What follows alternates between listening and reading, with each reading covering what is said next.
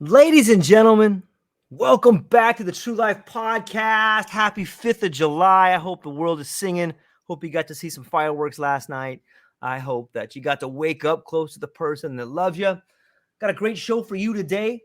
We got an incredible guest, Geoff Woliner. He's an award-winning writer, a satirist, spiritual commentator, an avid barbecue enthusiast. He's the founder of the Not Working Experience, a community built to bring people together on a soul-to-soul level where no one is judged by their story of what they do for a living. You've seen him he's been featured on Fox 5, New York Newsday, and other outlets as a leader in this and that and the other. He's also the author of a series of books, Get Bitter to Get Better, The Adventures of Super J, The Gen X Code, Christmas in New York, Montreal, A Journey Through LaBelleville, and Path to Perfectia, as well as a comedian, a performer, and so much more. Geoff, thanks for being here today, man. I appreciate it. Thanks for having me, brother. Aloha. Yeah, man. There's something to be said about living in Hawaii. It's so beautiful here. It'll fundamentally change you, and it's changed my outlook on life, and it's brought me somehow moving here to Hawaii helped me set up this show, which allows me to be talking to you today. I'm glad you moved out there, man, because I don't think this is happening if you move to North Dakota. It's just a hunch. I don't think that's happening, man. Just call it and nothing but love for you North Dakotans out there. I'm just saying, I don't think this happens. Yeah, I agree. It's a beautiful place.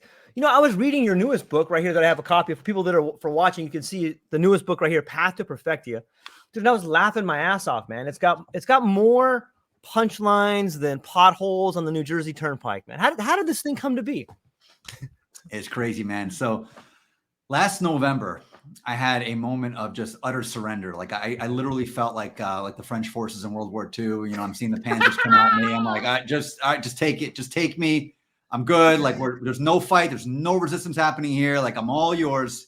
Mm-hmm. And it came after this year-long dark night of the soul that I had.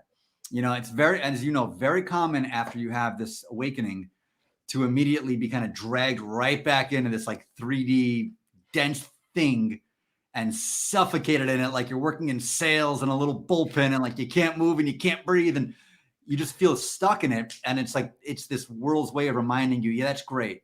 That's great. You had this experience. You're all communed. Guess what? You're still human. We're going to remind you of it now in a real bad way. So I had all that. And then after a year of fighting and struggling and trying to like just dig out of that, I said, universe, I'm all yours. Like I'm done fighting. I'm done struggling.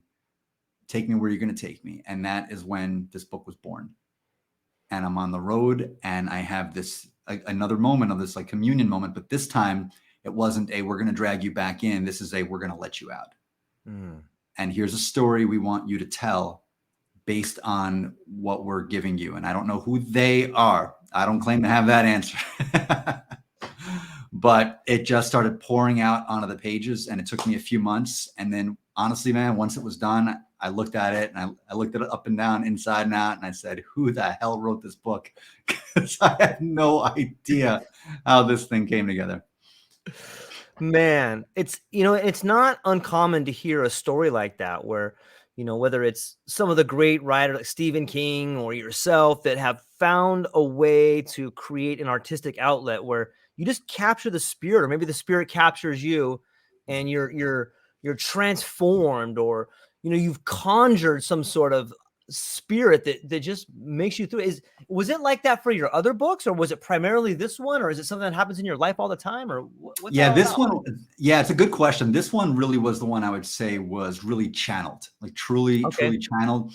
The other ones came from different levels of consciousness, and I can see kind of the evolution of my own thinking, my own being through each one of these different books. Like my first one was called Get Bitter to Get Better.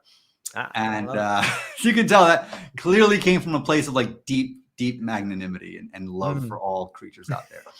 And that one was really more of a self-help book. And the core message was still the same, actually, from that and all of them, which was the idea of transmutation of energy. If you're struggling with something, here's how you get through it and to the other side of it and conquer it. In that particular one was about people's fear of performing during the big moments of life. So if you're giving, you know, a speech at your daughter's wedding, or you're giving a big sales presentation, or you're going on a big date you've been anticipating, or a job interview. And the reason we don't win these moments is because we don't feel we're worthy of winning these moments. And where that comes from almost all the time, if you really dig into it, were people who had these quote villains in their lives who planted this in their head. You're not good enough. You're not smart enough. You're not sexy enough. You're not this. You're not that. You're going to blow it. And that just never leaves. And then the moment arrives and that voice is in your head. You're like, well, shit, maybe they were right. And then that's it. You peter out. And so this was a 7-step process, this book, on how to take that negativity, how to take those villains in your life and actually use that energy as opposed to running away from it, but use it as your freaking jet fuel to propel you into those big moments and to grab that mic and say, yeah, I can't do it. How do you like me now? And then just slay the room. So. Yeah, it's a great way to take that energy and change it. And I love the idea that it gives you it seems to me in a way it's controlling the meaning of the event. You know what I mean by that? Like in life, you can't really control what happens to you, but you and you alone get to control the meaning of that event. Like you know, there's people that go through horrible accidents and they say, oh, because this happened, I'll never love again. And then there's people that have that same thing happen and are like, because this happened, I'm gonna love more than I've ever loved before. Kind of sounds like you're just changing the flow of that energy. That's it. Yeah. It's one of the great lessons I took from Taekwondo when I took it in college was I'll never forget this. My sensei said, there are 3 ways to respond to an attack, and only one of them is going to be effective in a fight. He said, the first way to respond to an attack is just to run away. Like they're just coming at you and just turn and run. He said, that will protect you in that moment, but ultimately you've not neutralized the threat because it's still going to come after you. The second is to just stand there and just take the punch. Well, great. That's not going to be a great freaking idea either. It's going to land you in the ER. Okay, let's not do that. But the third is to change the relation of the attack. So now this energy is coming towards you. This attacking energy is coming towards you. And instead of running and instead of standing and taking the hit, you deflect the attack. And now you have a changed relation to the attacker because now you have the drop on the attacker and you can counterattack. So it's using that. And judo uses it even better. Actually, I think, judo particularly has mastered the art of changing the relation of energy. It's that idea of you use the opponent's momentum against them. So they're coming at you, you shift your body weight, you shift your angle, and then you have leverage on them and you can immediately get them to the ground. And a lot of MMA fighters are absolute maestros at this. So when it comes to kind of stepping into a big moment in life, if you have these doubts and this negativity that's been seething inside of you for all these years that were planted by other people who have their own insecurities, who are just spewing them out on you, then take that. It's energy. So don't run, don't hide, don't let it kill you. Take it and use it. Use that energy, change the relation and say, all right, now I have all this energy that I didn't have before. It was given to me by somebody else. I'm going to take it and use it as fuel. I'm going to put it in my gas tank and I'm going to freaking soar. So that, no, that's fascinating. And I'm curious, do you use that same methodology when you use wordplay in comedy?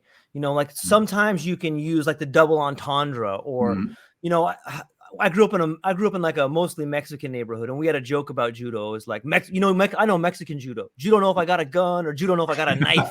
You know what I mean? But like, you can use different words to flip people's minds, and I can make you paint, or I can paint pictures in your mind if I use words as a paintbrush to change a color here, change the background, change the foreground. And in a lot of your books, man, you have tons of like one-liners and just funny little witticisms. But that seems to me a changing of energy by the interplay of words, man. Is that a similar pattern you've used in judo and life that you do with wordplay and comedy? 100%. It's pattern interruption. And that's how you get people to really pay attention.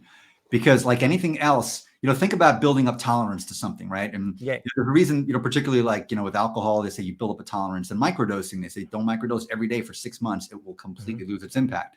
You have to have that pattern interruption to kind of reset and again, change the relations. So, even when I'm writing something very, very heavy, and there's parts of the book that are heavy for long stretches, there are pattern interrupts in there. So people's like energy shifts and their perspective shifts and they kind of stay with me on this. And I do that with everything that I do, with all the comedy that I do. It's a setup in the punchline. It's the same idea. It's that you take them this way and then you pull the rug to go that way. Right. And any serious speech I've given, and when I write for clients, I do a lot of ghostwriting when they're giving very serious keynotes about like big topics. I say at least every couple of paragraphs, you need like a great one-liner to just keep their attention and have that pattern interrupt. Yeah.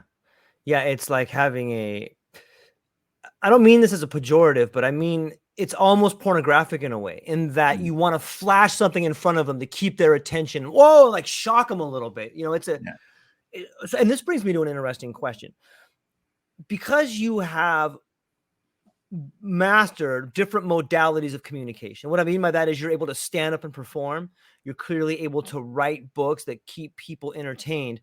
What do you think is the power of sense modalities? Let me unpack that a little bit, because I know I'm using these funny kind of bigger words or whatever, but if I read a book, I am reading your story and I'm creating the movie in my mind of you and a girl that you meet at a funeral and you're wearing a pink shirt. Or, if I'm standing watching you do a skit up there, now I'm seeing you do something, but it's still sort of, I have to paint the picture in my head versus like a movie where I would go and sit down and just have it put in my head. What do you think are the pluses and minuses about thinking for yourself while reading a book versus watching a movie and having that image put in your head?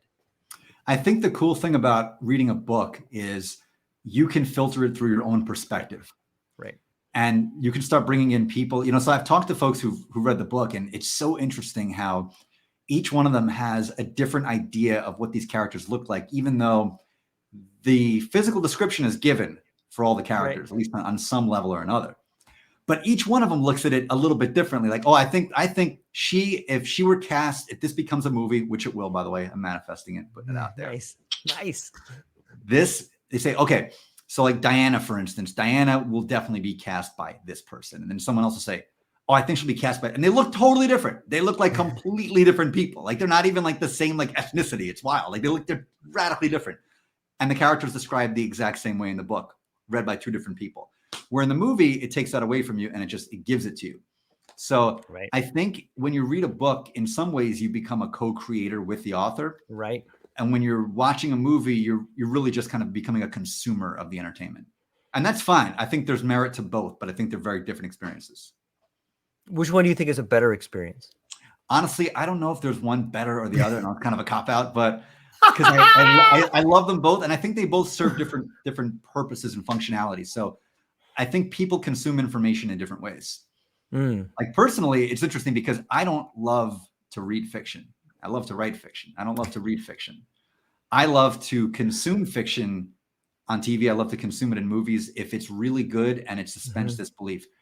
Part of the reason is the way my brain works is that I don't suspend disbelief that easily. So if I read a book, there's too many pauses that I can take on my own time to dissect it and unpack it and nitpick it to pieces. But if it's just being fed to me, it will just kind of suck me in and take me in. I'm like, all right, here we go. It's like when you're strapped in the roller coaster, like, all right, that's it. Let's rock, And like the roller coaster is going to take you where it takes you, and it's not up to you anymore. And I kind of like that in some ways.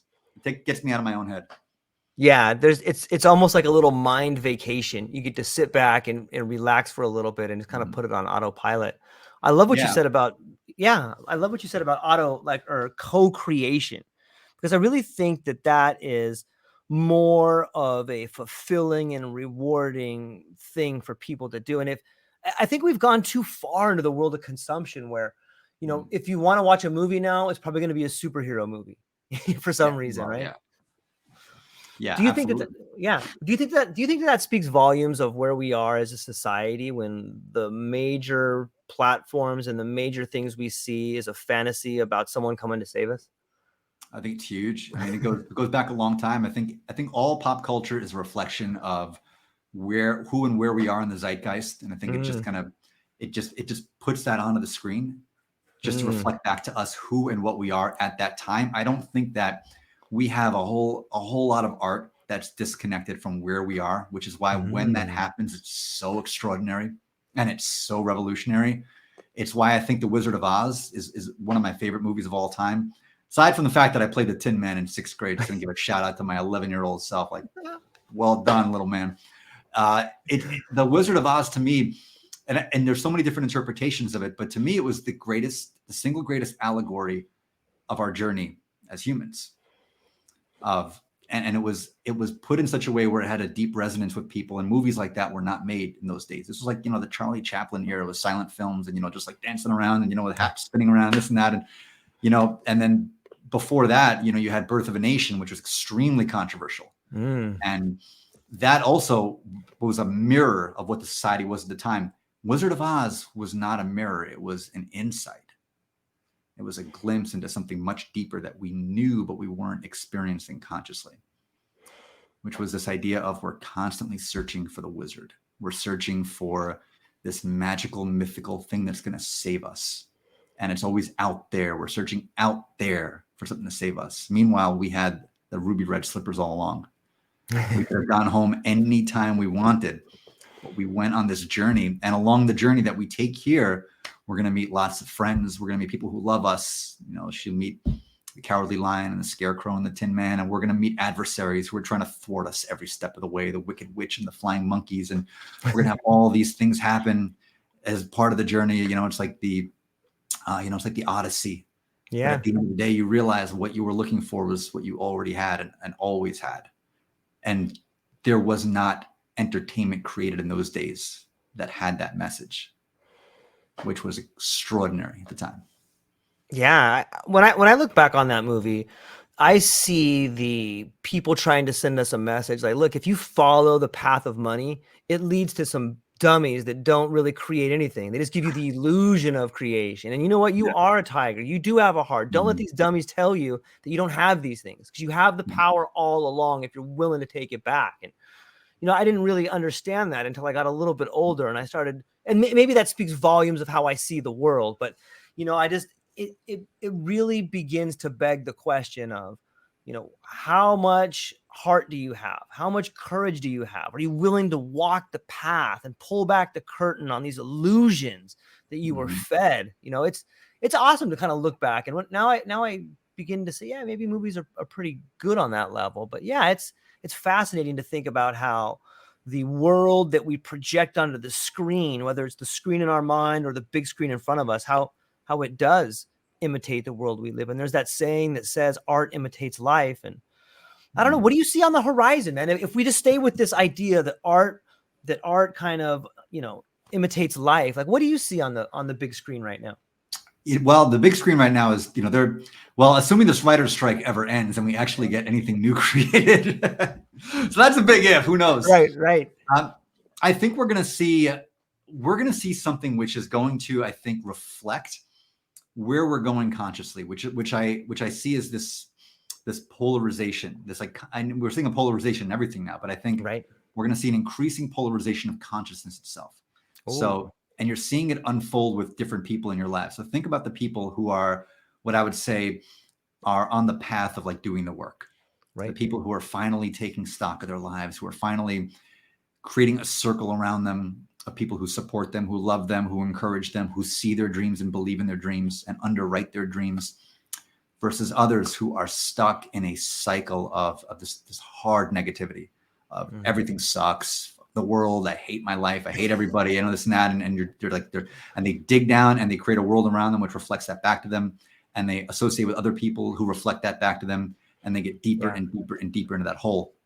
I think what we're seeing is, and that's always existed on both sides, but I think we're seeing a polarity of it increasing now, where those who are trying to bring more light into their life are doing so exponentially, and those who are in their darkness are also doing so exponentially. So I think in terms of the art we're going to see, I think it's going to be reflected on both levels. I think we're going to see the highest of highs in terms of luminescent art, in terms of things that are being drawn, things that are being created, things that are being spoken, interacted with, that are going to reflect our greatest angels. And we're going to see other art that's going to reflect our deepest, darkest demons. And I think we're going to see more of that. I think the days of like just the really basic stuff is probably going to be coming to an end in the next generation. So I think we're going to just see this just increasing mirror of polarization in art coming down. But what the hell do I know? I could be totally off. No, man, I can see that, and I think there's something to be said about the faith.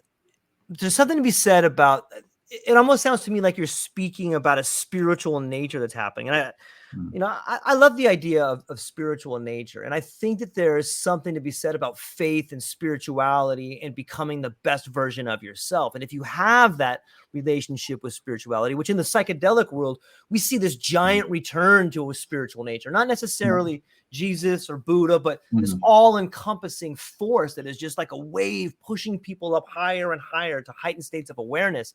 And you can really begin to see people emerging out of this space, whether it's through mental health, whether it's through, you know, I've noticed some people that are finding ways to use psychedelics to better women's health specifically, or men's health specifically. And it's just, it's fascinating to think about. What's your take on the idea of spirituality? Man, how much time do you got?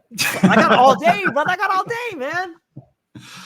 So that's a loaded question. So I think in a nutshell, and of course we'll unpack and dive in, but I think if you were looking at this at a 30,000-foot view, I think spirituality in one word is just understanding. It is just a coming home to ourselves. And I'm not a big believer in what I've called spiritual avatarism. So in terms of it being represented, and I say this with a caveat and an asterisk, and I have a lot of very, very dear friends and people I admire a lot who do what I would call the spiritual avatarism. So, you know, tarot card reading, this, that, and the other, crystals, you know, meditation, yoga, all of that stuff, right? I think there's a place for all of that. I really do. But I think a lot of times if that's your only entry point into it, it can obfuscate what the real truth is. And the real truth is our whole nature, connected with everything, being one with everything. There is the singular consciousness representing itself in all these multitude of ways, as George, as Geoff, as this laminate brick behind me, as that map behind you, as this computer in front of me, as this freaking beautiful water bottle that keeps hydrated every day. It's manifesting as all these different things. And to me, spirituality is just the understanding of that. It's this deep, it's a knowing of that, not even a think, but it's this knowing, it's this recognition of, aha, that's right. And this is all experiential. But I think sometimes we get so lost in the avatarism of it that it becomes this like woo-woo kind of thing that turns a lot of people off. And it seems weird and like, come on, there's no evidence for that crap. And, you know, and I was on that train for a long time, like, get out of my face with that stuff, not having it, you know? And then I think, you know, then there's a religious component of it. And I think for a lot of people, religion is a pathway to that understanding. I think for some people it turns them off, but for some people it allows them to have, I would say, a track, and that's the train that takes them to that place where otherwise they'd be lost in this kind of worldly illusion of what we consider to be real, but isn't, at least on its fundamental core. And for many people, religion can be that gateway into that. So I don't like to bash religion, and a lot of people do. I know it's kind of in vogue these days, but I think religion could be an extraordinary tool for a lot of people. But like anything else, could be also used for a lot of harm. So I think it's what you believe, how you believe it, how you apply it, how you integrate it. It's like anything else. Yeah, that's well said. I was thinking along some similar lines of, you know, I think that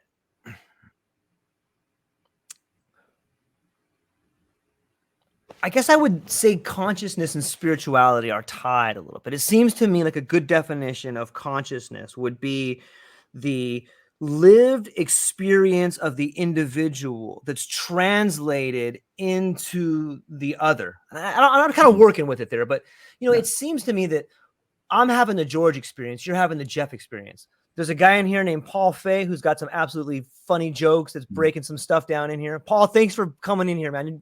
I'm going to put up some more comments later, but I just wanted to put them up here to talk about scripture stuff. But when I think about the idea of scripture and consciousness, I see this return happening.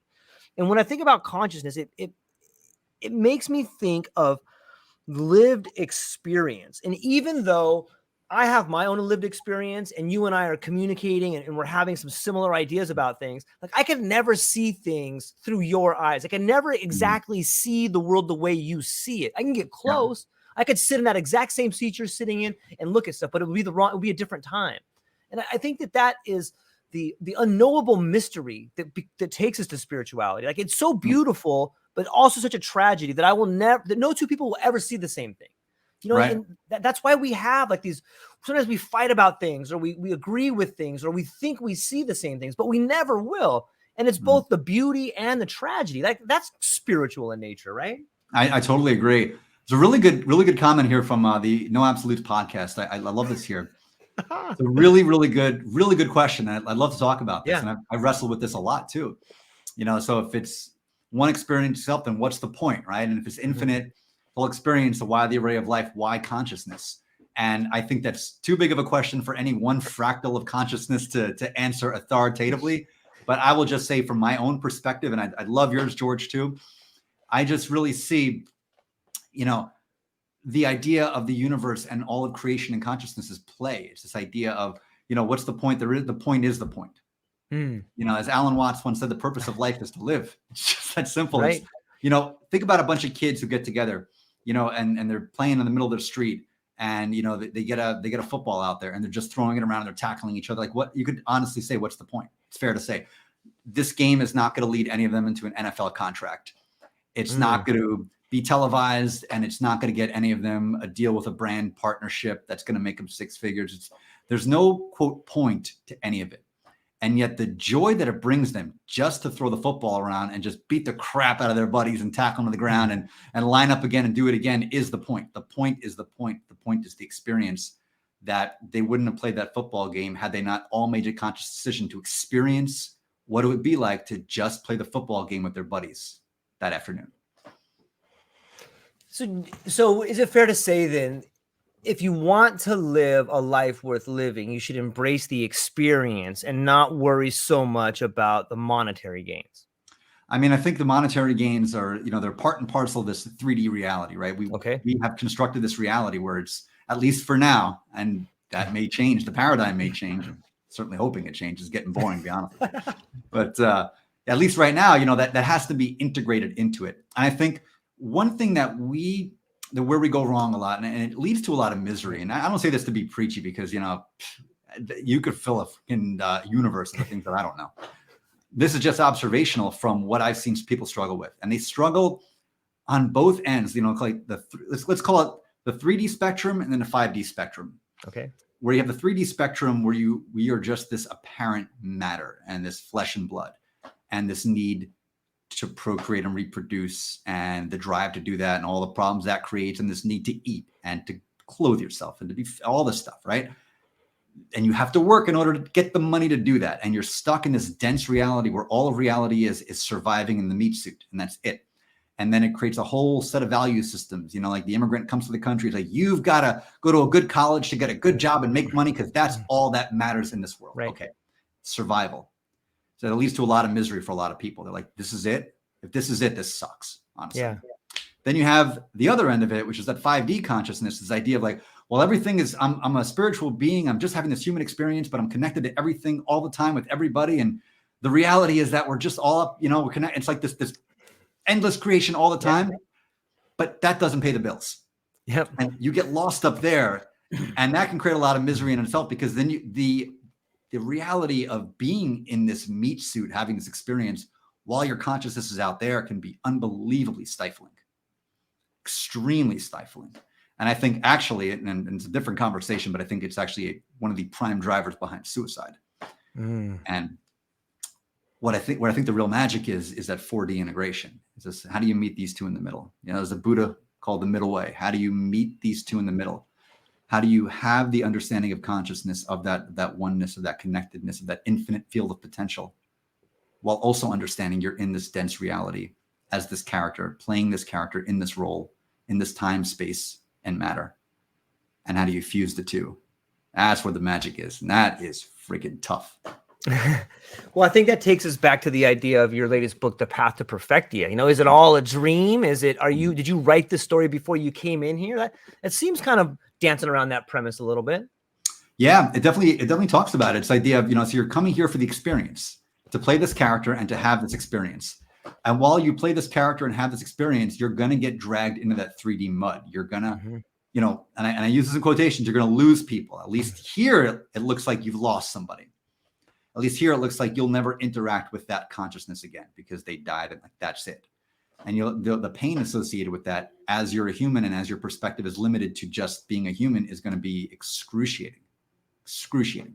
And you're going to have other experiences that painful for a lot of other reasons. You're going to get sick. You're going to have all kinds of things that happen to you along the way. But the path to perfectia is, how do you find your way back home as this character? How do you find your way back to that 5D consciousness while you're still in this character? That's where the real magic is. How can you do that while you're still here?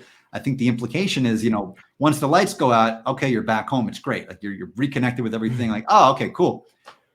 But that's not where the juice is, because you were already there to begin with. How do you achieve that while you're still here? What an experience that could be if you could find your way back home while you're still here. Yeah. It seems that some of the characters in the book, they really lean into some of the heart-wrenching parts of their life, and sometimes they're even not coached, but sometimes they have people in their lives that are pushing them to lean into the anger, like lean into the pain. Like, isn't it beautiful? Feel it. Is that a technique you use in your life? Do you try to lean into the skid? I've had to. Didn't want what do to. you mean? To be honest with you. Can you give me an example of one? Enthusiastic about it. Not particularly, but the more I tried to, and last year was a great example of that. Okay. Last year I had a lot of health problems last year, that were these like nebulous health problems that I eventually had to go to a functional practitioner to get to the bottom of.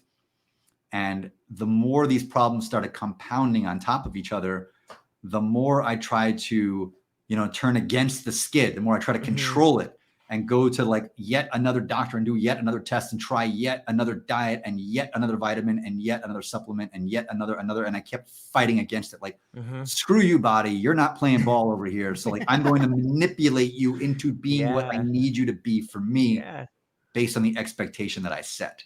And the more I did that, as you can imagine, the misery compounded and compounded and compounded. So eventually I was telling this moment of surrender where I was like, all right, I give up. I give up. Take me where you want to take me. And funny enough, my man, what happened when I surrendered? I started feeling better. Imagine that. Imagine that. It's a funny word. I've had some interesting conversations with people. Sometimes in the world of psychedelics, there's this idea of people go to a retreat. Hey, let's go retreat. But in the West, it's such a loaded term. Like when I think about retreat, I think about the French soldiers you brought up, or I think about what kind of a giant coward retreats, man. Shouldn't it be like, should maybe retreat be changed out with confrontation, or is that just the ego talking? I think it's the ego. I mean, if I were to guess, I think it's the ego. Because I think particularly in the Western world, we have this notion of we are the masters of our own destiny. We can control everything. Right. And therefore we must control everything. And there are things that are not beyond our capacity to control. And if they are, we will one day control them too. Yeah. Like, can't control the weather. Well, not yet. We'll control everything. We will eventually have a vaccine for every disease. We will eventually forcibly end racism. We will do that. We will forcibly end homophobia. We will forcibly bring these things to an end because we can and we will. This idea we can control not only every event, but every heart. We can control every person's heart. We can control that. And this is what I love about it, in that it's a very religious belief in that sense. Yeah. It's very Old Testament stuff. It's like, it's like the all-powerful God will come in and control this. And we've taken that upon ourselves to be that all-powerful Jehovah and be the ones to control everything. And boy, do we get pissed off when we can't control something or somebody. Yeah. Man, when that happens. We'll create an army we just need more weapons. That's all we need. We got to scare people, and they'll finally, if we can threaten them, if we can't threaten them, we'll get their families, and then they'll do it because it's the right thing to do. We're doing it for them. Right. It hurts us more than it hurts them. Absolutely. So I wish they would get on board.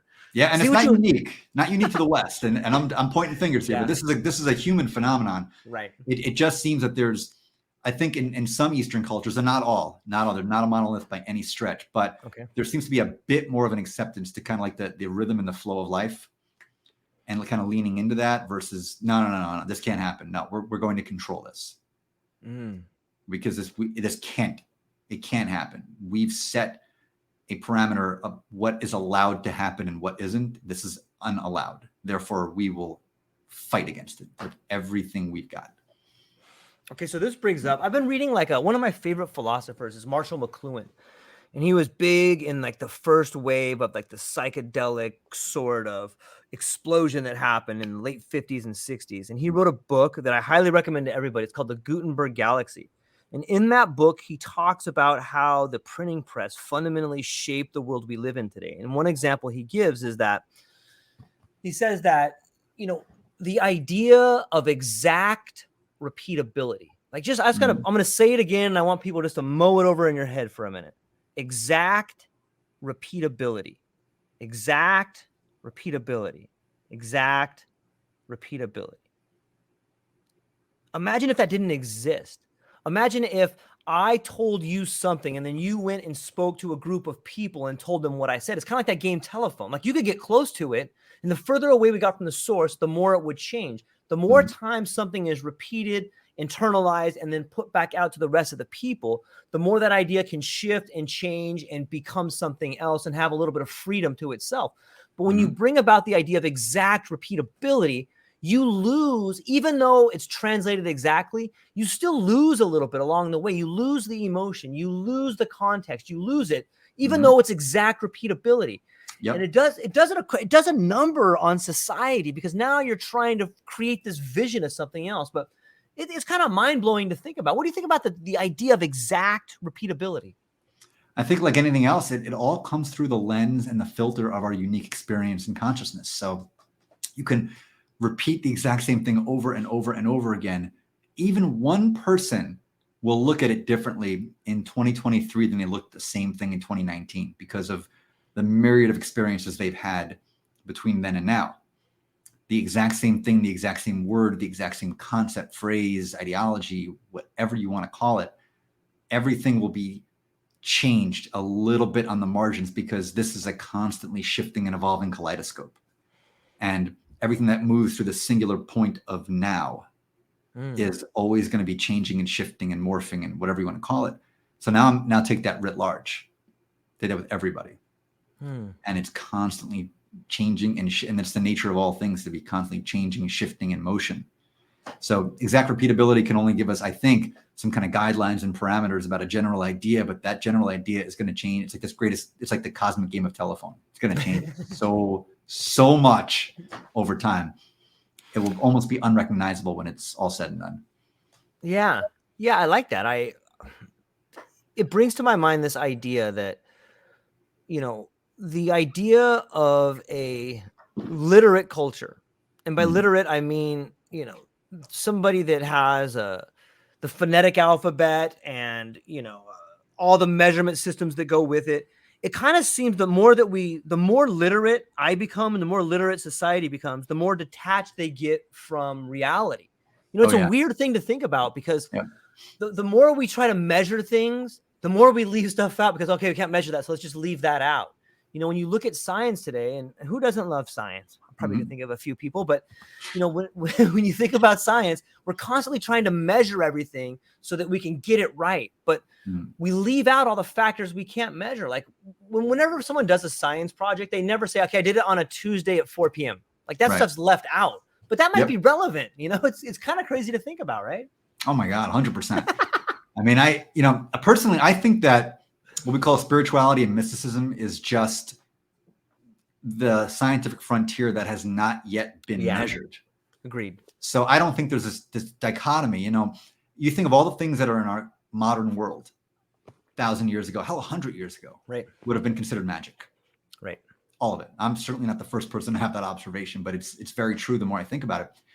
Everything that this conversation you and I are having right now, tell somebody 100 years ago, just not 1,000, forget that, 100 years ago, that someone in Virginia and someone in Hawaii are going to be having a real-time conversation where they can see each other.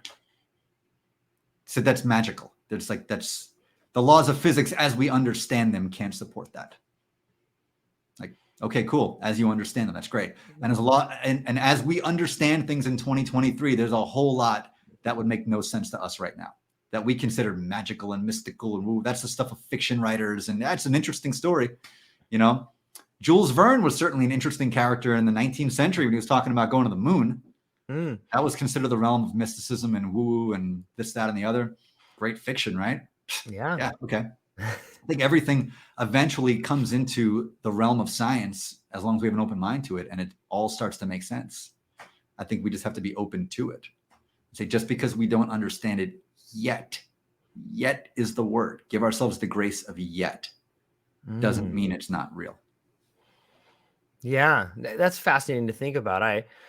And when I look at it from that angle, you know, when I look back at the idea of time and humanity, it seems like one of the constant things we always do is get it wrong.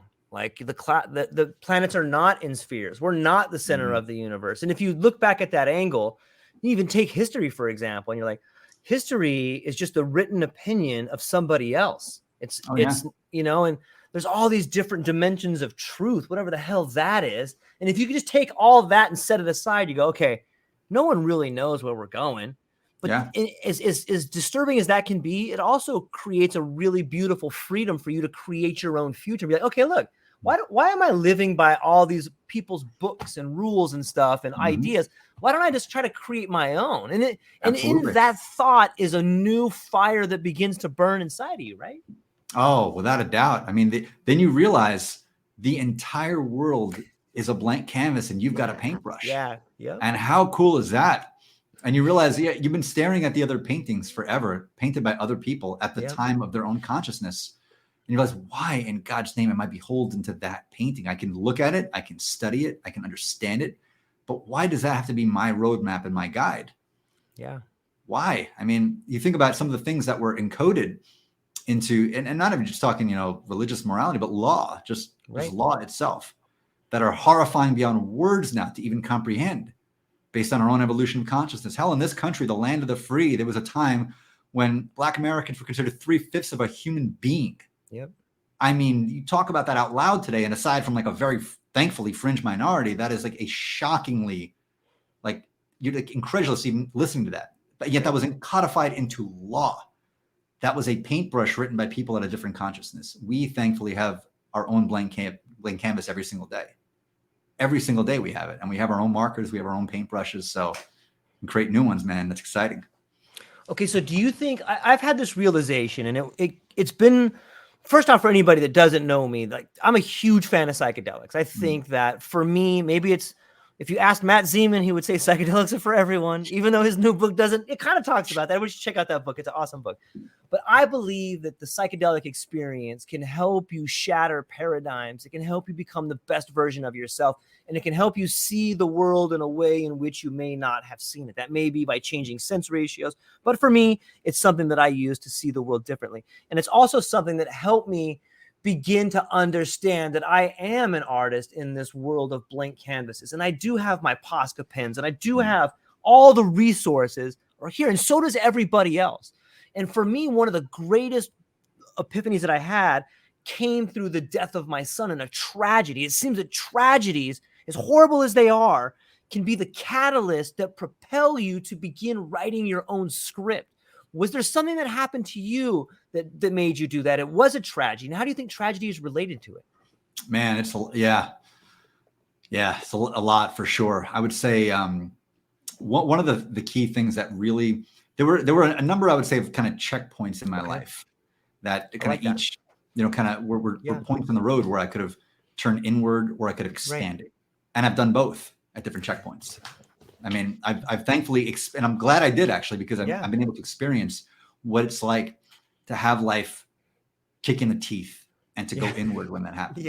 And to look at yourself as a victim and say, things didn't work out the way I wanted, so I'm going to lose my shit, and I'm going to, you know, this sucks and this and that, and that person who did it to me, screw them, you know, and all that. And then I've also experienced the other side of it. Is how do you transmute that? How do you use that as your jet fuel? How do you say, okay, this is what happened. What do I do with it now? How do I use this as a catalyst for growth and change and expansion and all that? I think about I've had 2 jobs in my life, which were my absolute favorite jobs. And I love them. And I was living in complete flow, and I was in my zone of genius. And every day I look forward to going to work, and I was unceremoniously shit canned from both of them. Oh, it's beautiful. It's such a dark sense of humor the world has. I'm telling you, man. And I, you know, I will be the first to admit when I screw something up and I'm not good at my job, and I've been not good at lots of jobs I've had. I was freaking really good at both of these jobs. There's a lot of people on LinkedIn watching this who know how damn good I was, at least at one of them. And then I was, and for different reasons. Right. And neither of them were justified, but I don't say this like in a victim blame thing. It's just like real talk here. But I have come to understand why that happened, because I got really comfortable in both of them and I was never going to grow. I would have worked in each place the rest of my life. I had no impetus to grow, to change, to expand, none. Like, it was the universe stepping in like, all right, you gotten too comfortable. You didn't come here to have a life of comfort. That's not how this works, dude. So we're going to kick you in the ass and you're going to hate us for it. And get ready, buckle up, because you're in for a treat. And then each time I went from the polarity of doing something I absolutely loved and was in my zone of genius to doing something I viscerally despised and was in my zone of hell and contraction and limitation. And those are mostly sales jobs. And man, misery does not begin to contemplate it. About 12 years ago, I was at my lowest point, and it was after one of these jobs that kind of shoved me off to the side, and I ended up doing a sales job, which the people were wonderful and I loved them. The people were the best people I'd ever met, and they were extremely helpful and supportive. But the job itself, I would have rather been working in a goddamn coal mine. Legit. Like, I mean, I couldn't even begin to tell you how far from alignment with my own soul and my own passion and my own talents this was. And I did it like a lot of people, just to pay the bills. That's it. Yeah. Got to keep a roof over your head. And it got me in such a dark place. I went into the deepest depression of my life. I was, I had something that I called the triple S, which was, what the hell is it? The suicide subway strolls. That's what I coined. Wow. It. Like, triple S, suicide subway strolls. And it was Subway sandwiches, actually, not the actual like trains. Okay. And there was a Subway by where I used to work, and it was like the worst job of my life. And I used to go there a couple of times a week, and I'd go there and I'd get a sub, and I would eat it while I was walking around. I didn't want to go back to the office. And every day I'd walk around and I'd contemplate how to end my life while I was like eating like, meatball marinara. Yeah. By the way, if you're going to end your life, meatball marinara is not a bad last meal. I'm just saying that. I'm not encouraging anybody to like end their life by their own hand. For LinkedIn, don't ban us. Don't do any of that. Right. This is just like real talk over here, So I realized only in retrospect, I had to experience that too. I needed to be in that place. I needed to understand what extreme contraction felt like. Energetic, when you just go inside and all routes of possibility and light are cut off from you. And you're lost in your own darkness entirely. I'm at this point in my life back then, and I felt there's no reason to get up in the morning anymore.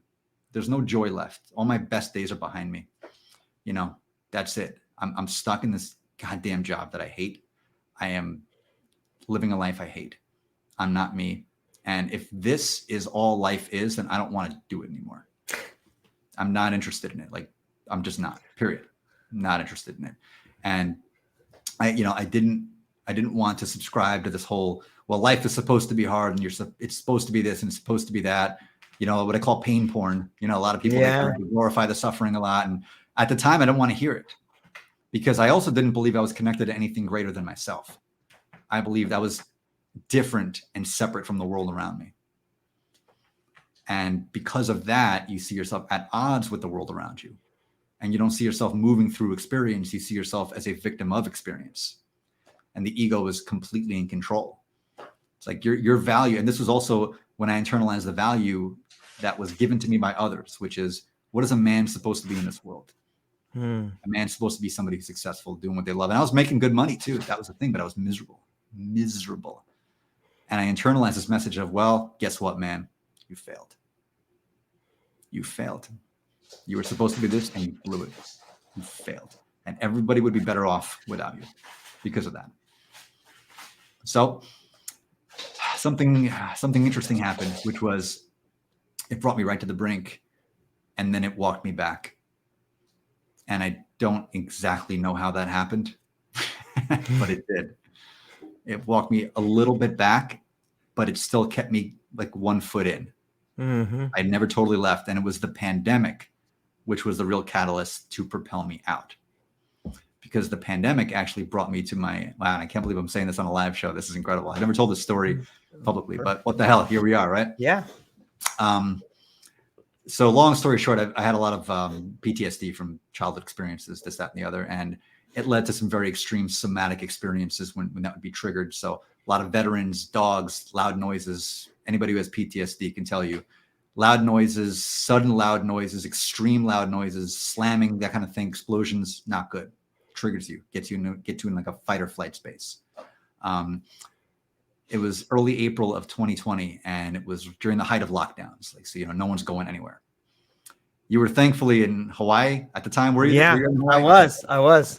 So you were in a pretty good place to ride this out, man. And God bless you for it. Yeah. I was not. I was a half a mile away from the Pentagon. So we were in the belly of the beast. And it was it was a bad situation where we were. There were constant noises coming from because everyone was at home all day long. So there were doors slamming and balconies slamming constantly and people arguing and fighting like in all directions. So my fight or flight reflexes are up and up and up and up and up and up and up to the point where I am drowning in this sense of like extreme hypervigilance. And I'm in this combative relationship with all my neighbors and with life itself. And we're in the middle of lockdowns and I'm an extrovert. So being locked down, not good, brother. Right. Not good.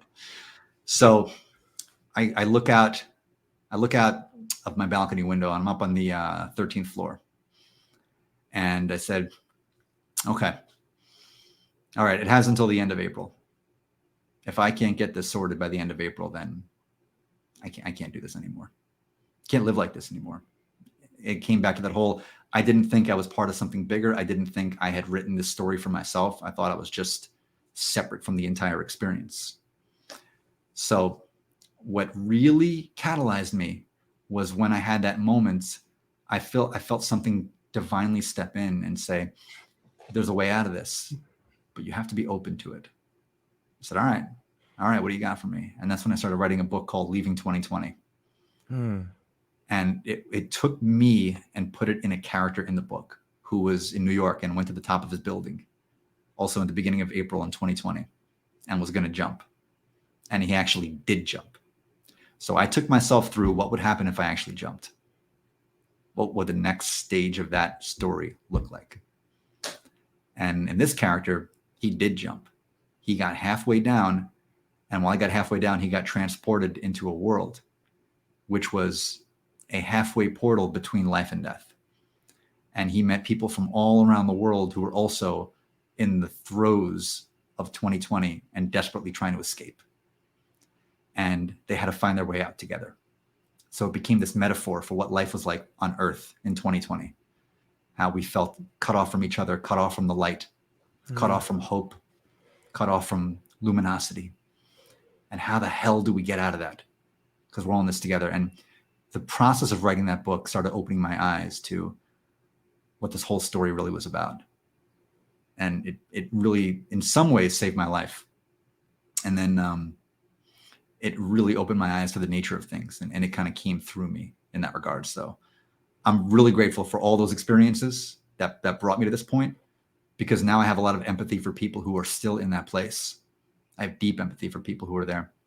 And I don't like any dismissive language around them of, just, what the hell, it's all in your head, get out of it. Well, yeah, but it's much deeper than that.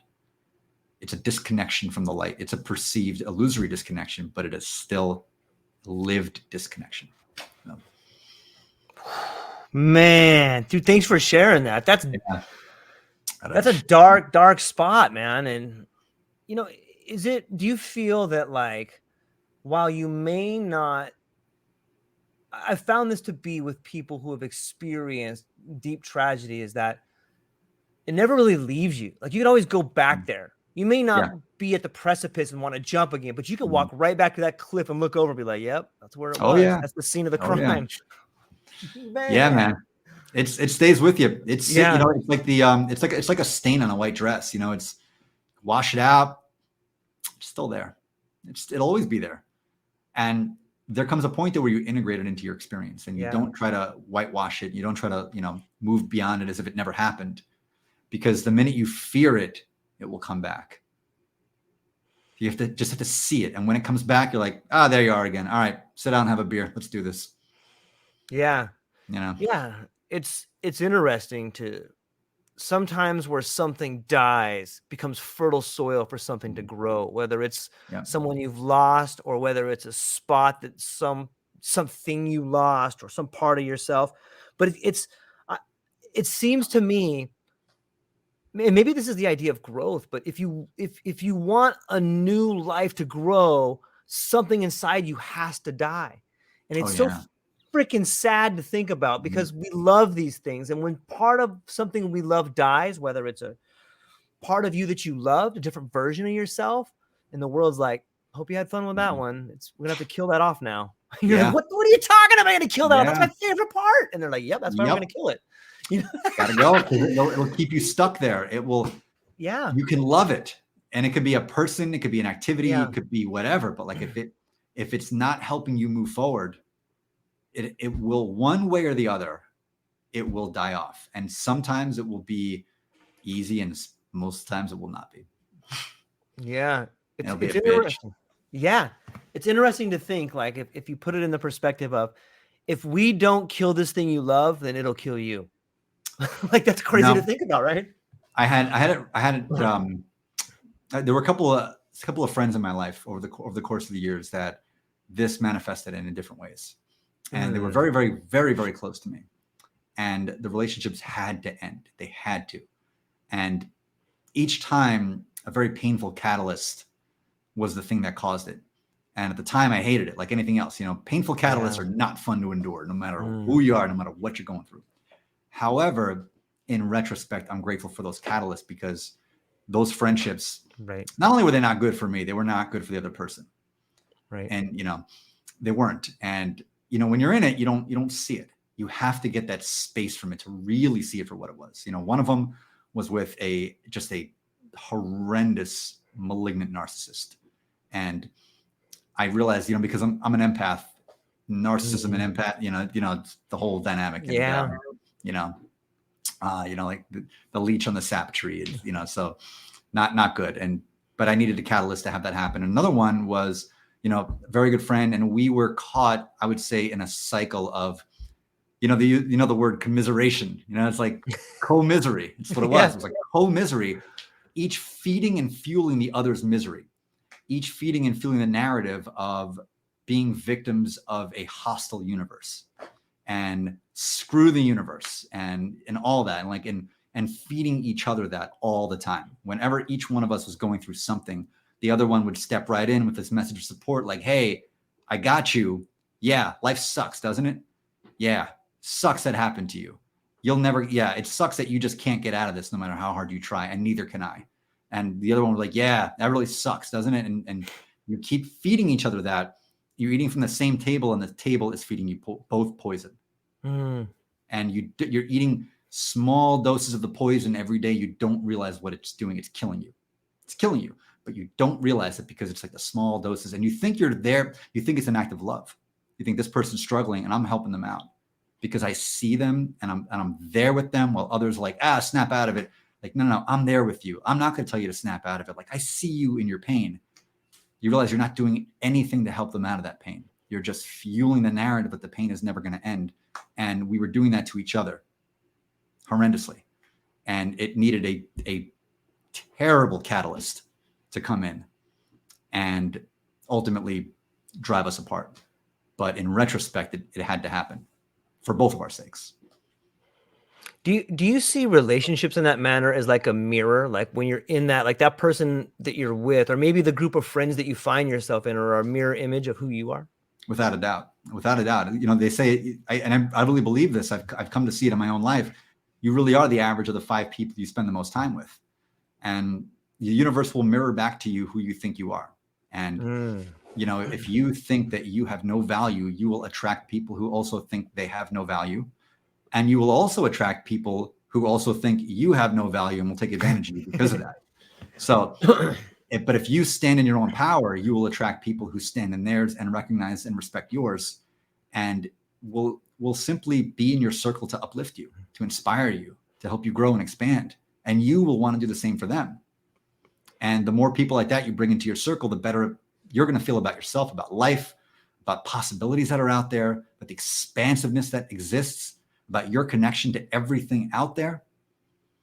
And that will then beget even more people who will find their way into their circle, like you. Shows up last week, man. And this is what happens, right? There's this exponential growth impact. Yeah. You just put it out there and you just keep attracting more and more people into your life that are aligned with where you're going versus where you were.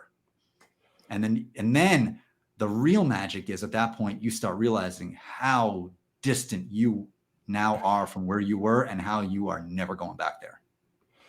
It's just not happening. You're never going to allow it to drag you back in, period.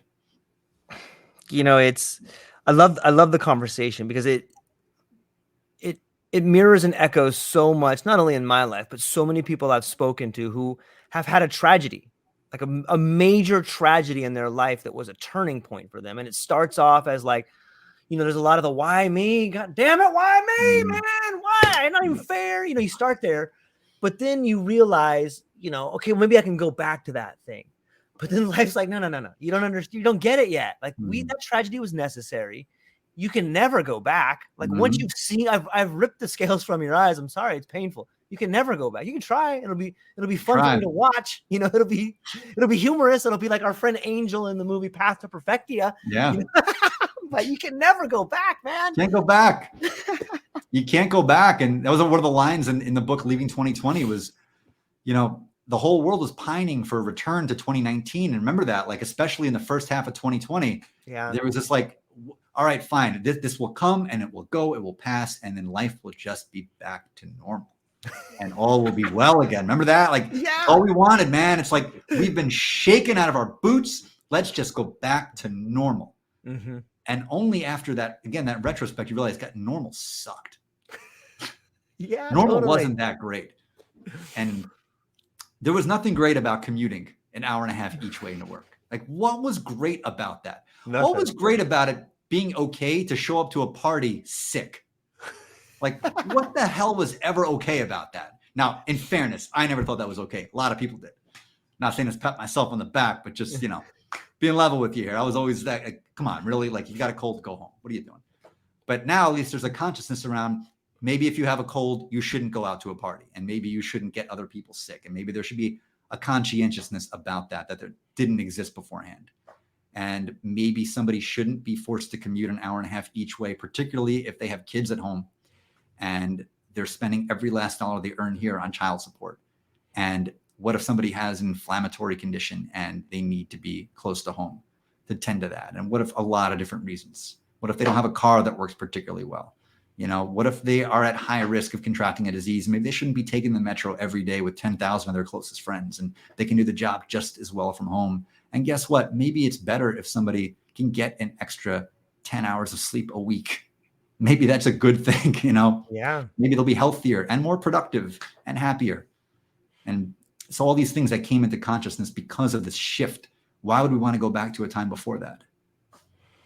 Yeah. I can't understand why not. Yeah. So this is an interesting concept. I often find myself using this phrase that's something along the lines of as above, so below. And you and I have already spoken about how the relationships we have are sort of mirror images of ourselves. We've also spoken in sort of a meta fashion about how each of us, and probably a lot of people listening to this, have had this crisis of consciousness, be it a tragedy, a near death, a potential suicide, or, you know, something in their life that brought them to the precipice of disaster. And it seems to me, if we just look at just the two of us talking right now, we've spoken about our stories a little bit, and then we bring up COVID. It's almost like the world, our society has had its own precipice. Like the world itself was standing on the precipice, like, I'm going to do it. It's going to end everything. Yep. You know, and if we look at it like that, might it be that the world, that consciousness, COVID was sort of the consciousness precipice where things, that was the tragedy for all of us. And now it's slowly beginning to make its way into a better world for everybody. Is that too positive of a spin to put on it? I don't think so. I think what it's done is it's accelerated that consciousness polarization. Okay. So I think there is this mass consciousness rising, and You've seen it in the ether. I've seen it in the ether. I've experienced it, and it's palpable and it's everywhere. And it's so cool. You're seeing people from different backgrounds and different countries and different religions, and they're all, there's this thing that it's happening, and you can feel it subatomically. It's happening. Conversely, there are those who, for one reason or another, they don't want to get on the train.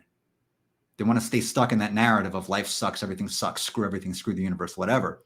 I'm not saying this to judge them. You know, I have deep, deep compassion. I have dear friends of mine who are in this place. I have deep compassion for them, but their own acceleration towards that negative polarity is increasing as well. And I think COVID drew a wedge on that. So you're seeing people who are nastier online. They're, the trolls, and, this deep isolation that's taken root with a lot of people, and they've lost a lot of their friendships and human connections, and they've just gone deeper and deeper into themselves. And you're seeing this with the rise of certain figures who speak to these people. So Andrew Tate is a great example of that. He's developed a following with people who are right in this ballpark, who've developed this incredible hostility toward women. They developed this incredible hostility toward life, toward civilization itself. And they see somebody who's coming with this message of, you do you, you do you, fuck the world, you do you. And like, yeah, you know what? I'm going to do me. And this gets internalized. So this negative polarity of isolation and kind of self-centeredness is increasing too. So you're seeing, I think you're just seeing it, and COVID blew a hole open in it. Blew a hole open in this kind of mushy middle. And you're seeing in politics too. There are no moderates anymore. It blew a hole in all of it. So it's like you're going in one direction or the other in almost every facet of life right now. So I'm not trying to opine on it, to judge it, more just kind of like take a step back and like, isn't that something? Yeah. Isn't that interesting? It is interesting. And do you think that demographics plays a role in that? Like, there's a really good book called The Fourth Turning by, I think Levi Strauss is, maybe that's a pair of jeans, but I think there's a guy named Strauss as the author, but multi-talented. It's a very tough book. It's like denim, but, yeah. But in the book, they talk about demographics, and they talk about the way in which generations churn, and there's this pattern of life. And it's interesting because if you look at how many the swollen generation of baby boomers, and you see so many of them, I think there was a stat that said there was 10,000 baby boomers retiring every day for the last 10 years. Yep. And it would make sense that if we look at the human body as all of the bodies together, a large portion of our body is dying off. And there's something to be said about the unrealized dreams of those facing the mortality experience, and the angst that comes at the end of life. And if there's a large part of our body that's on the precipice of death, like, why wouldn't there be so much? Oh, I got to get mine. We got to go do this one last thing, man. Yep. Let's make one last beer run, man. We can do this thing, Yep. Have you thought about it from a demographic point of view? And I've given a lot of thought to this. I have a lot of clients who are baby boomers, and so writing for them and having to write in their voice has been an interesting experience for me, having to kind of learn from their perspective about things. And one thing I found, and this is, I say everything generally, of course, there are many exceptions to this, but I feel like baby boomers writ large are the first generation who've yet to accept their own mortality. And you see this manifested in a million different ways. And I think a lot of it, there was a lot of baby boomer messianism kind of in their heyday of, we are the ones we've been waiting for. And this, this world is a cold, dark, backwards place, but we are the saviors who have come in to shed the light and to show you all the path. And well, it's weird when a light giver has to push daisies, isn't it? It's like a strange thing. Well, it's like, well, wait a second. Now we're supposed to save the damn planet. We can't leave this joint until we do that. And we have a war in freaking Europe, and we got a pandemic. We got racism. We got all this stuff. We can't leave until this is fixed. So we're not going anywhere. Give me the pill, hook me up, do whatever you got to do. Like, I'm not going anywhere until this is done. So whereas, the greatest generation, like, hey, listen, you live, you die, you do your thing, and that's it. And before that was just the fait accompli. It's just how it is, the circle of life. The boomers are like, hell no. Nope.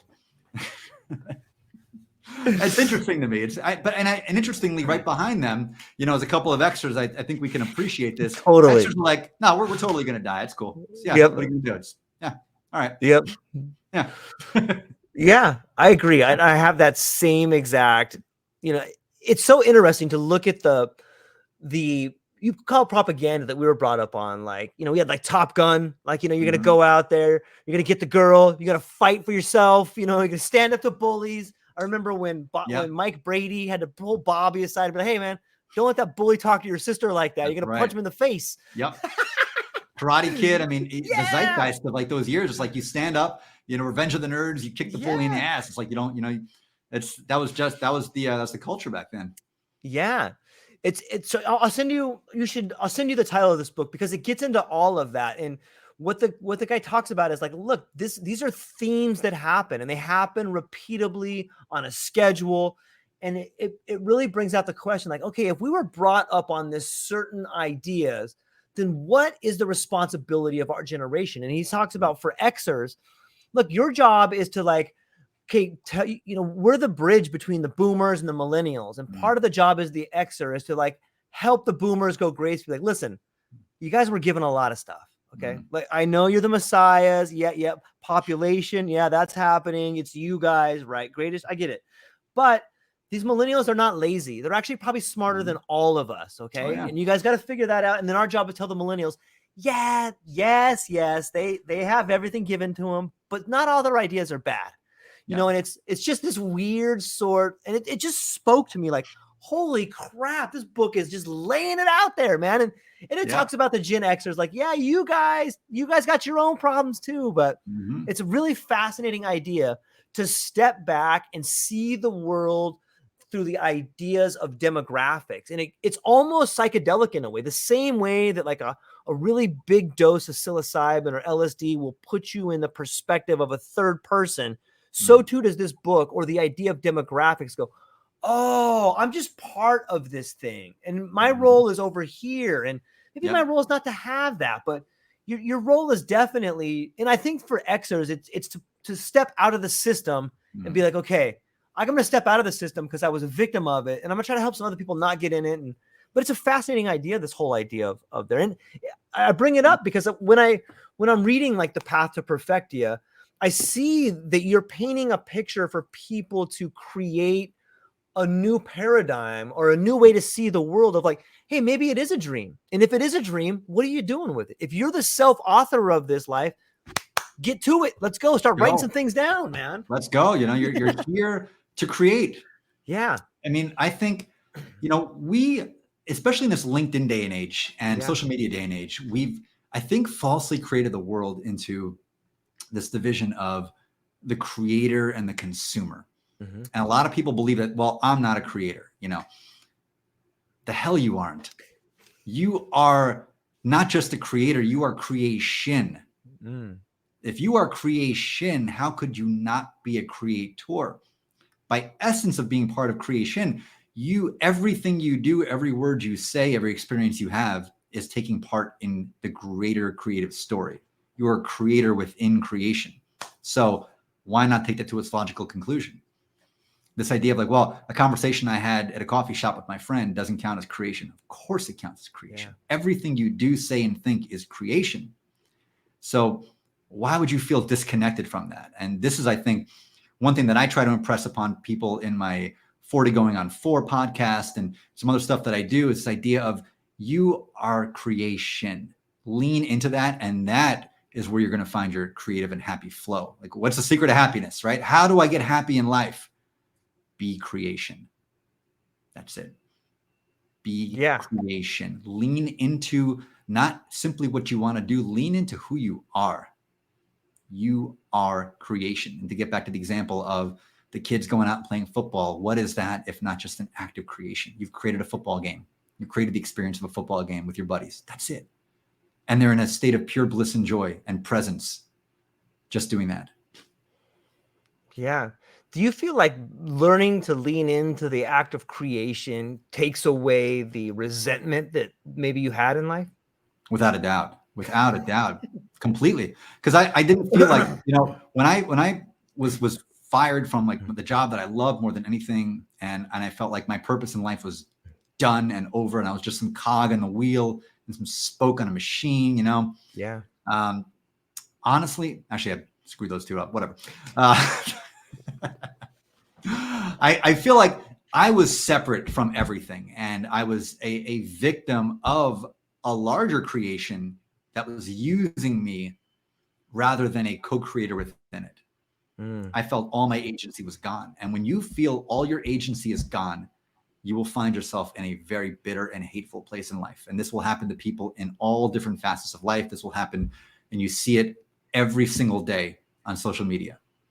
People who feel like they've been screwed over by somebody or by the world or by a structural this or that. And I'm not saying any of this to minimize what they're going through. Right. This is their battle to fight, and this is their experience to have.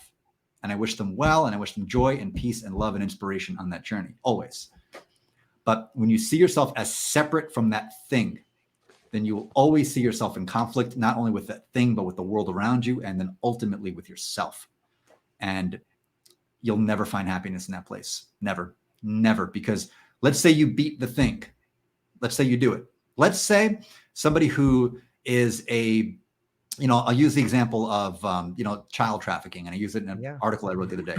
Let's say you're a crusader to end child trafficking. And if you are, God bless you. Seriously, you're doing, that's like, talk about God's work, man. That's some good stuff.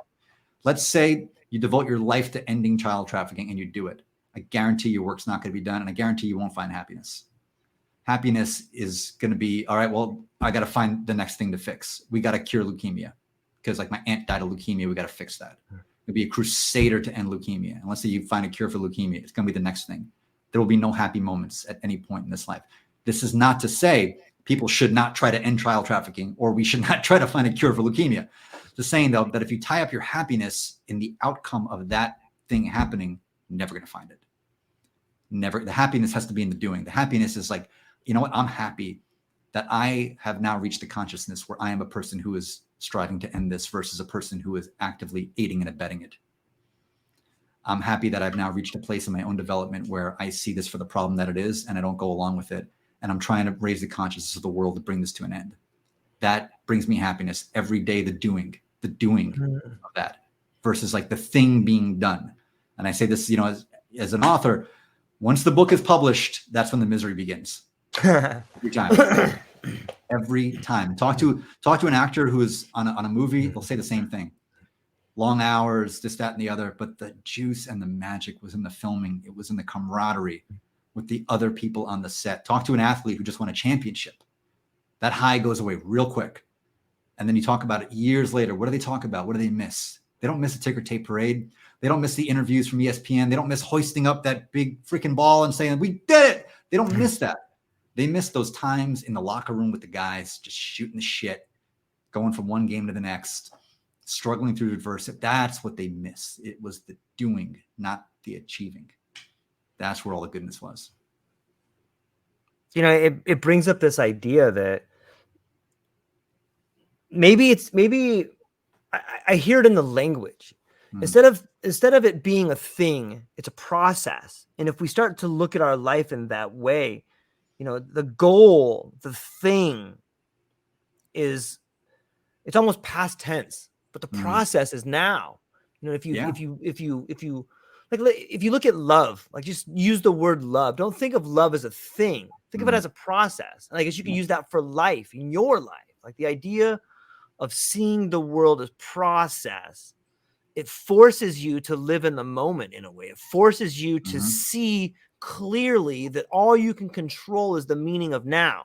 And it's already passed, but now versus the goal or I wish I had that. All these trappings like depression or anxiety is the past or the future. But shoot, all you have is right now. And right now things are pretty good. Right now you don't have any problems. Right now you're not struggling. Right now it's beautiful. And if you can harness that, and if someone figures out how to do it, let me know. But there it is, right? Yeah, that's a great point you brought up. And I was thinking about this today, actually, on my morning walk, about the concept of love, and particularly romantic love. Okay. So one thing a lot of people, most people, I would say, what do they say a lot, right? I'm looking for love. In all the wrong places. All the wrong places. All day, yeah. You obviously been in some of the bars I've been to back in the day, man. Yeah, no doubt about that. God. It's so prevalent though, this idea of like, I'm, on the dating sites, this, that, I am looking for love. Let's unpack this. Let's like actually get into this. Yeah. Okay. Do it. What you're really saying is you're looking for a romantic relationship that will make you feel loved. That's what you're really saying, because there's something in you right now that does not feel loved. There's like some love component that feels missing. There's some hole that you're looking to fill. So you're looking for love. What if you are love? What if you shift the whole paradigm to, I'm not looking for it, I am love. I am love, and I am going to manifest that in every interaction I have today. Whether or not I meet the person of my dreams today, doesn't matter. I am going to show love to the Amazon guy who's dropping off something. I'm going to show love to my barista. I'm going to show love to the person I'm on the LinkedIn Live with. Yeah. I'm going to show love to everybody in the comments here. I'm going to show love to everybody. Now, who do you think you're going to attract into your life if you are love versus if you are looking for love? You're going to attract somebody else who's also looking for love. And they're not going to see you as love because they don't see themselves as love. And then if you go out on this first date together, you're both coming from a taking energy rather than a giving energy. You're both like, well, I am looking to fill a hole in my life that I'm hoping you can fill, because I don't really give a damn if I'm filling it for you. I need you to fill it for me. And they're both coming at it from that perspective. They're both trying to sell each other, you know, and they're both trying to take from each other rather than give to each other. That's why the first dates that are really magic and the conversations that are magic, they're both giving to each other. Like, I'm here because I want to make sure you have a great experience. Whether or not it goes anywhere, whatever. Yeah. I want to give you a great experience. And if that person comes with the same energy, I want to give you a great experience too. You know, I want to laugh with you. I want to share some fun stories I think you might enjoy. You know, I'm going to order this on the menu. I want you to have a bite because I think this is so good. I think you really might like this. I'm going to order this cool cocktail. You got to have a sip of this. This is really awesome. Like, let's do that. Let's go see this band. And I think you're going to love this band. Like, I love this band. So let's go see them because I think you might love them too. It could be a great experience for you. I've been to this really cool art museum. They have amazing exhibits. Let's go there. Not so like I can impress you with what I know, but it's lit me up in the past. Let's go because I think you will enjoy that. And then, oh, that's awesome. Let's go to this ice cream place I know because I've had the most amazing Sundays over there, and I think you'll really enjoy it too. And you're just giving love, just like letting it pour out of you. They're both going to come back and say that was the greatest date I ever had. And you know what? It may not become a romantic relationship because there may be points of just incompatibility, but there's nothing to say that that can't become a robust and beautiful friendship where somebody says, this is the most amazing person I met. And there's just a few things that they're not going to like romantically be compatible, but oh my God, do I have a friend for you? And I will speak the world of you to my friend because I think you're amazing. And what that can open up. So this idea that you're looking for love, you're never going to get it. Be love, and it will be everywhere. And then you'll also be able to see those who are not coming from a place of love. If you are coming from that place yourself, you'll see it, and it will be so clear to you in a way it wasn't before. It's like when you wake up and then you realize everyone else is still asleep. Mm-hmm. You'll see people who are coming from a selfish place. You'll see they're coming from a standoffish, materialistic. You'll see it. You'll feel it. And you're not going to be duped into it. You won't be roped into it. Be like, I'm not aligned with this at all. So we're good. We're good. No drama, no nothing. We're good. Wish you well. We're all set. We're good. That's it. Yeah, it's beautiful. I had a long talk with a friend of mine, Dr. Jessica Rochester, and we talked about self-love. And the way she defined love is, we were talking about definitions, and she said that there was one that she used. And I forgot who she quoted. Forgive me for not being able to document exactly who it was, but it was something along the lines of, love is building a space in which everyone can grow. And I had never heard it like that before. I was like, wow, good. That's pretty good, right? Man, that's good. Like, because it's true. It's like, let's build this space where everybody can succeed. And it sounds a lot like what you were saying, where you know, it's co-creation, it's sharing, it's ordering something so someone else can enjoy it. It's coming from selfless, and it's back to Alan Watts that says the only reason that you don't have the thing you want is because you want it. That's it. It's as simple as that. Like, dude always nailed it, man. He had the greatest one-liners. Like, he had the greatest mic drop moments, like, all the time. He was just amazing. Yeah. Amazing. And that's it. You nailed it.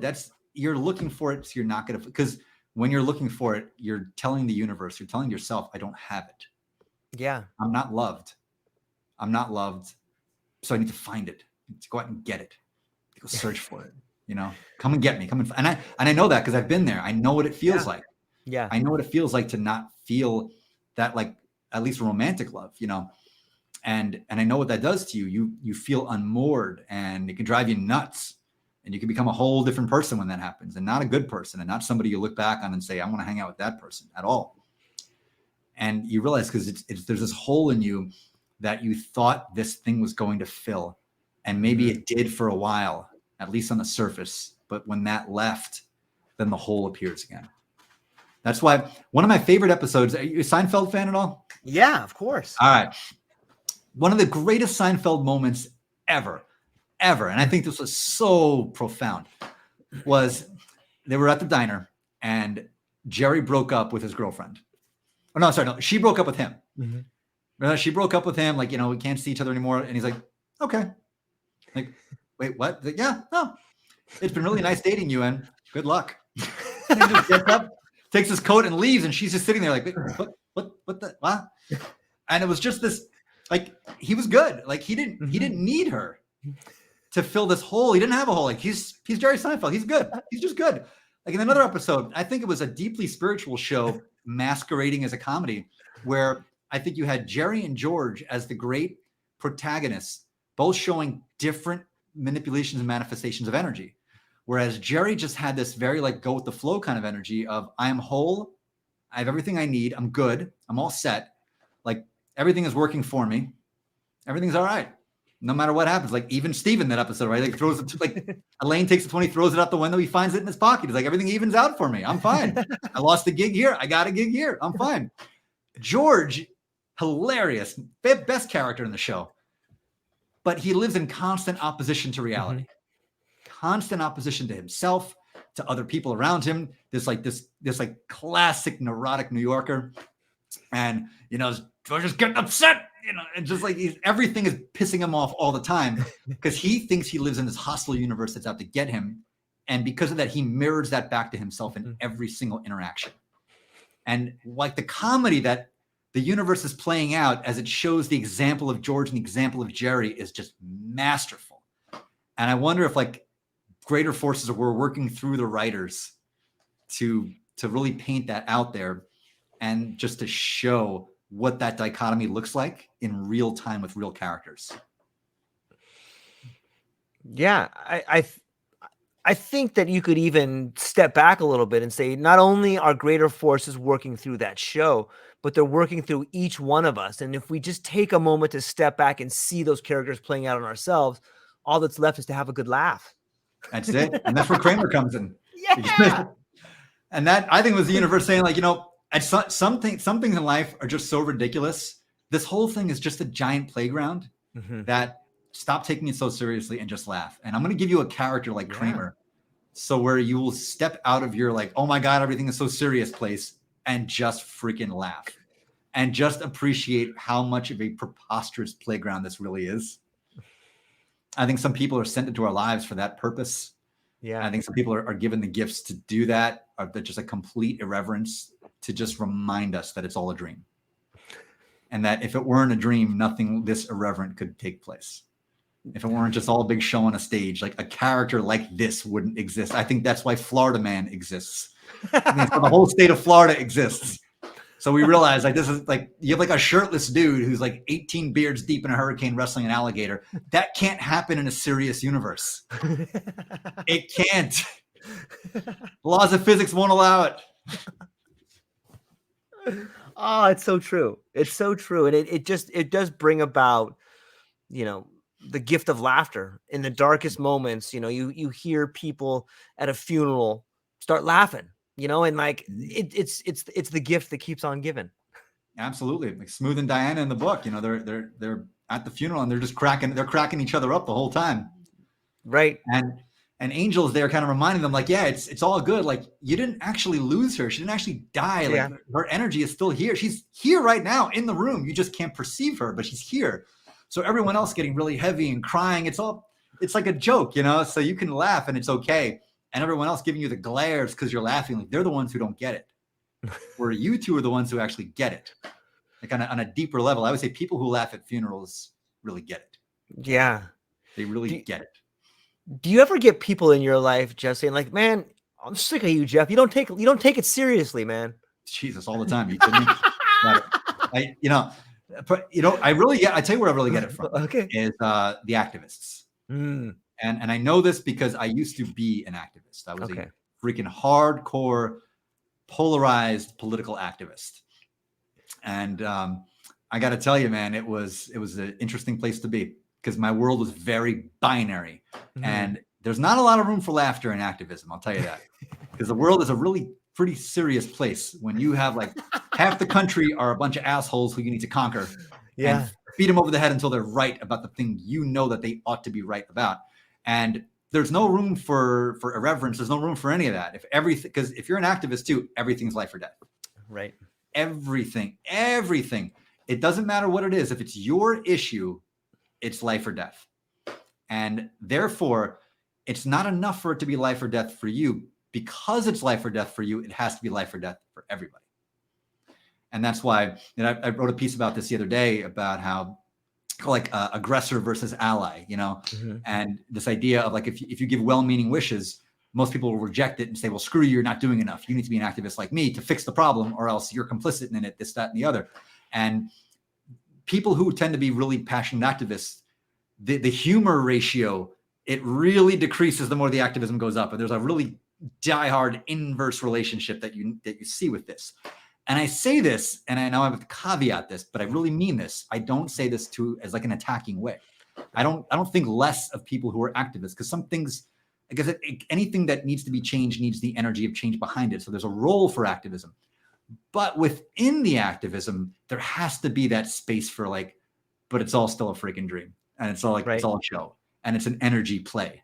And while I can work really hard to try to like fix this thing, and that's my life's work, maybe that's the mission I came here to do, I cannot take it so seriously where I start demonizing 50% of the people out there who don't agree with what I'm doing and think of them as like just walking devils. Because then I'm coming from a bad energy.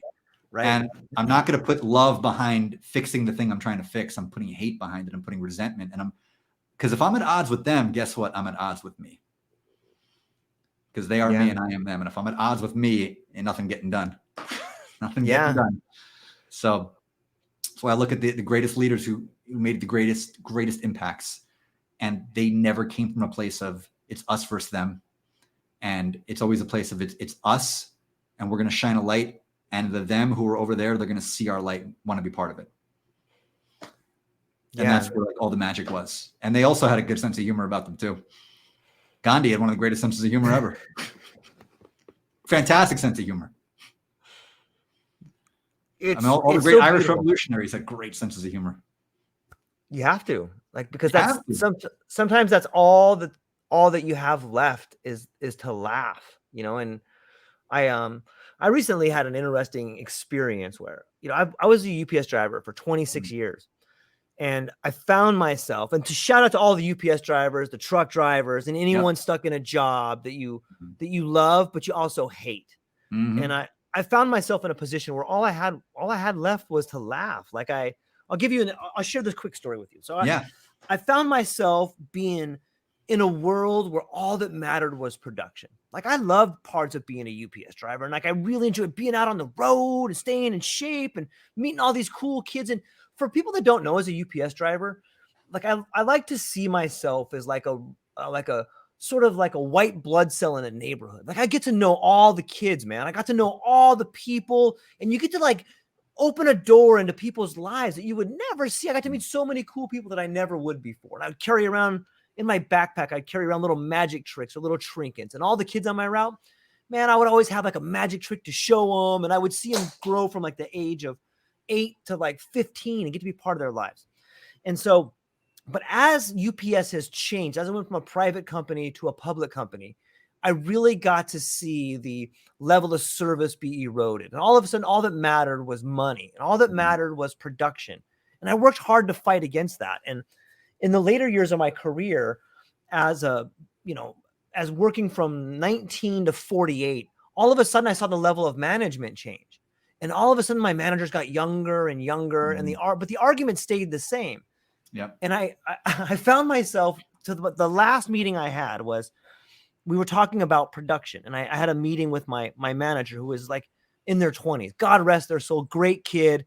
And they said, George, we don't think that you're living up to the production standards. And I started laughing. I'm like, really? You don't think that? And I'm like, why not? And they're like, well, according to our numbers, George, you're not hitting this mark. And I'm like, oh, do you think that maybe you're not measuring all the variables? And they just stare at me. They're like, what do you mean? And I start laughing, and I'm like, well, I don't think that you're accounting for all the variables. Let's look at your metrics here. And they're like, okay, that's a good idea. Let's do that. Well, we're measuring stop count. We're measuring miles. And according to ours, when we plug this in, George, you're not doing enough stops per hour. Okay. What about road conditions? What about the weight of the packages? What about the amount of time it takes to talk to customers to solve problems? Because I don't see that in your variables. Yep. They just stare at me. What? I start laughing. I'm like, okay, you're familiar. You guys graduated high school math, right? Yes. I have a college degree, George. Do you have one? I'm like, I don't have one. I'm like, well, this would be perfect then. What is the Pythagorean theorem? A squared plus B squared is C squared, right? Okay, I'm with you so far. Well, if we don't count all the variables, are you going to get the right equation? They just stare at me and they're like, George, I don't think you're taking this seriously. And so beat him over the head with reason. Dude, I'm just crushing them. And then so I back them into a corner, and they're like, okay, I see what you're saying. I'm going to have to call my boss in here. Let's meet tomorrow. So a month goes by, and then I meet with like his boss, and we go through the whole thing again. And I'm sitting there like, okay, well, how does that make sense? God damn it, George. You're not taking this seriously. And I'm like, no, I am. That's why I'm having this conversation with you.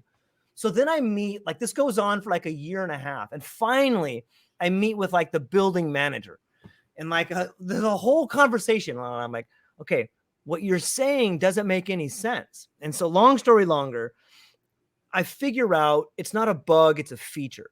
And I meet with the district manager. And like, this guy he's hardcore. He's telling me all this stuff. I point out all the flaws in the argument. A month later, I get fired, and I'm like, oh, and they bring me in to fire me. And they say, you know what, George, we've just had enough. Like, you are not taking this seriously, and we're going to have to let you go. And in that meeting, I just start dying of laughter. And they're like, what's so goddamn funny, George? We're firing you right now. Dude, I'm just laughing because that's all I can do. Like, I've pointed out everything that you guys have done is wrong. What else are you going to do? But here's the kicker. I'm like, what are you firing me for? They're like, dishonesty. And I'm like, dude, you're firing me for the very thing I'm pointing out to you. Dude, it's so hilarious to me. Awesome. That's amazing. Right? But you figured it out, man. You were on the ball. Like, that's the deal. It is. It is. And that's all that's left sometimes, is to have the courage to laugh, because that's all you can do. What was going to happen to me was going to happen to me regardless of that.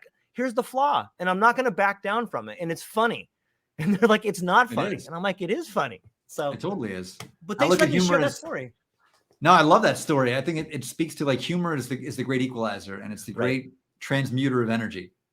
Yeah. And it can take really tough things. And I performed with a lot of comedians back in the day who, man, they went through some shit in their lives, and they transmuted it through humor on stage. Like, they were able to turn that pain into a source of laughter for them and for everybody in the audience. And granted, didn't fix their problems or didn't solve their state of mind, but at least it was like a release valve. When it was overheating, it was a release valve to, like, just kind of let it out. And you need good release valves, because, man, if you don't have good release valves, you're going to find some other ones. Yeah. But everyone's going to find one at some point.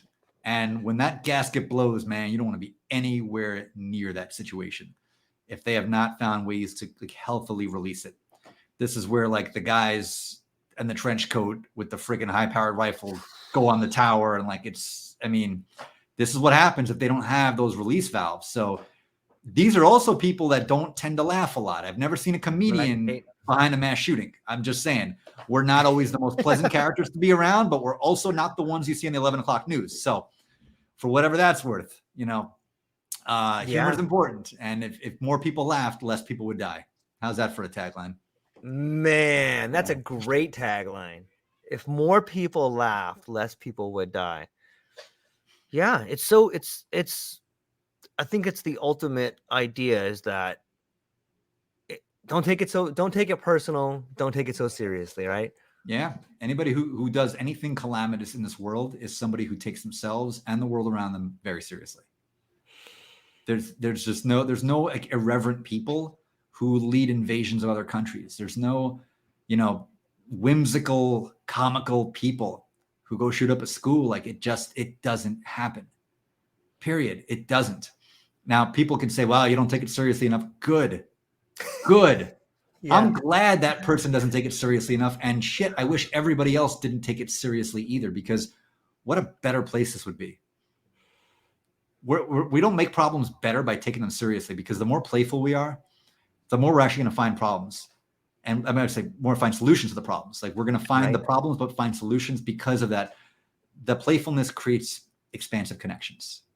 That same thing you're tapping into with LSD and every other psychedelic, you're now creating, you're tapping into the field. The more you laugh, the more open you are, the more closed you are, the more shut off you are from it. The more seriously you take the problem. I always said, you want a peace in the Middle East, just get them all sitting around, have a lot of cannabis and have a lot of cartoons. Yeah. And like really funny cartoons where like anvils are falling on people's heads. They'll hash that shit out in an afternoon. I'm telling you, like they will. And anything else in the world where people are taking, like, both sides are very entrenched. Like this is very serious. Well, this is more serious. It's more serious. And you'll never, ever come to a place of magnanimity that way. You have to just release the valve. Like, maybe it all is just a freaking dream. Maybe it's just a game. And if it's a game, like let's not be assholes the way we play it. How about that? How about that for a concept? Let's have fun with it. And like I'll play and you'll play and we'll all play and let's have fun. That's what comedy is. It's having fun with it. That's why I do satire like several times a week on LinkedIn about everything under the sun that a lot of other people take really seriously. I've satirized Russia's invasion of Ukraine. I've satirized COVID. I've satirized DEI issues. I mean, you name it, stuff that everyone is taking seriously. The hilt. I have no sacred cows. I will satirize everything. A lot of people like it. A lot of people don't. God bless them all. Doesn't matter to me. I'm going to still do it.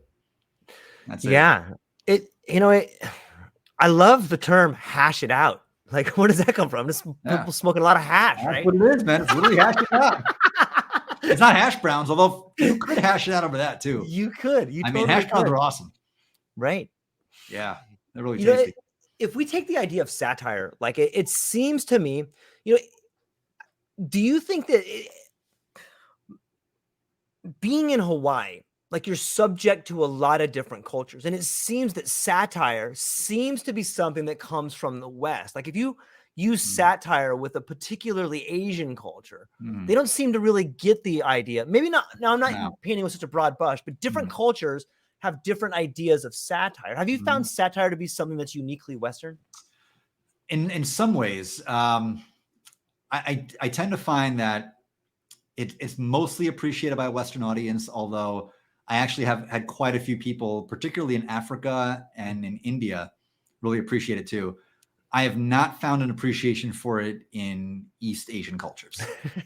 And I think that that's just something very unique to the kind of the cultural fabric. I don't think satire is there's a history of it. There's a history of, there's different kinds of humor in different East Asian cultures, but satire really doesn't have a cultural root the way it does. I mean, I think the satire here really has its cultural origins, particularly in England. And then there's different kinds of comedy. What I love about the American comedy tradition is that it is so blended from different traditions. So you have you have a great self-deprecating comedy tradition, which comes from the Irish tradition and then also the Eastern European Yiddish tradition. And they're both extremely funny.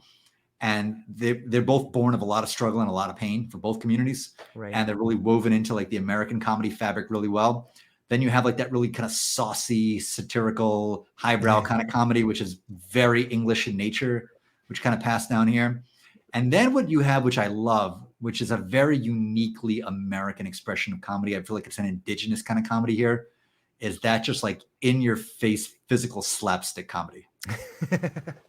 Like America's Funniest Home Videos, where like from the 90s. Remember the father is there and like his little daughter has a wiffle bat and just blasts him right in the jewels. And it just, and he just, you know, just hunches over and we're rolling in laughter, you know, rolling. And we see people, and we also have a lot of people who do a lot of really, really dumb shit here. And it's just the nature, I think, of how our cultural DNA, we love to jump off of things and crash into things. We just love doing it. And we think it's hilarious. I think we're just a very playful people because of that. And I think that and we think it's funny when those among us do that playful stuff and like calamitous things happen because of it. Like I think of it, turkeys every Thanksgiving, the fried turkeys that just light the house on fire. The whole thing. It's hilarious, right? Someone just lost their house, but we're laughing our asses off. It's great. So I look at that as it's a very indigenous American comedy, and I love it, and it's great. And that just shows it's so fun to just be playful about everything, because slapstick is just being playful. Yeah, I'm reminded of like the Naked Gun movies back in the day with 100%. Remember that Airplane? Yeah, I was just gonna say that. Man, that guy's got a drinking problem. Yeah, yeah. I mean, there were so many great examples of that, right? And we just love that. It's hilarious, right? It's just, and Airplane is, I love that movie so much. Naked Gun movies are incredible. I mean, yeah. Like the best line ever from Naked Gun was the first one where the Ricardo Montalban, he goes over the edge and then he gets flattened out by the steamroller, and then a marching band comes over him, you know, and then his partner Ed starts crying and he's horrible. That's just horrible. My father went the same way. Oh man, that's just not comedy. I don't think you're going to see anywhere else in the world. Right. That's a uniquely like American slapstick kind of comedy, and it's just because it's so irreverent. It's so irreverent. Man, it's great. I think it's the universe just having fun, like through the mechanism of American storytelling. Yeah, I'm here for it. I love it. Yeah, that's something like you don't hear too often, or at least I don't, is the idea of American storytelling. Mm-hmm. Yeah, I think we have such a unique story here. Right. And it's informed by so much from so many places in the world. And yet it's all come together like in this stew, this kind of goulash, you know, or in the Caribbean, this sancocho. And it's this amazing expression that it all bubbles up, and you have each element of it has its own kind of unique flavor, but it all melds together in the pot. It's a true melting pot. So you can taste like the British influence, but you could taste the West African influence, and you can taste the Latino influence, and you could taste it in these different manifestations, but it's uniquely American in its expression.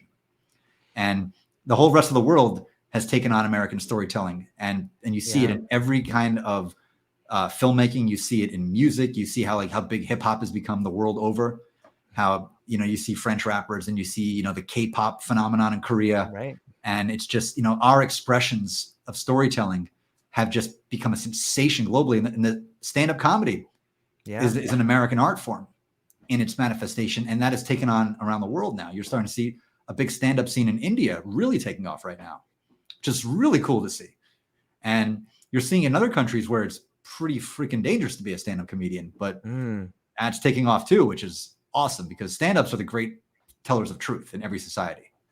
You know, there have been court jesters in antiquity, but the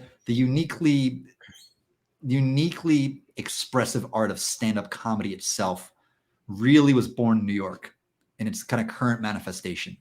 And it came from the immigrant communities in New York, telling their stories to an audience who was like experiencing it with them. And they were just satirizing like day-to-day life. In the past, the jester would satirize the king.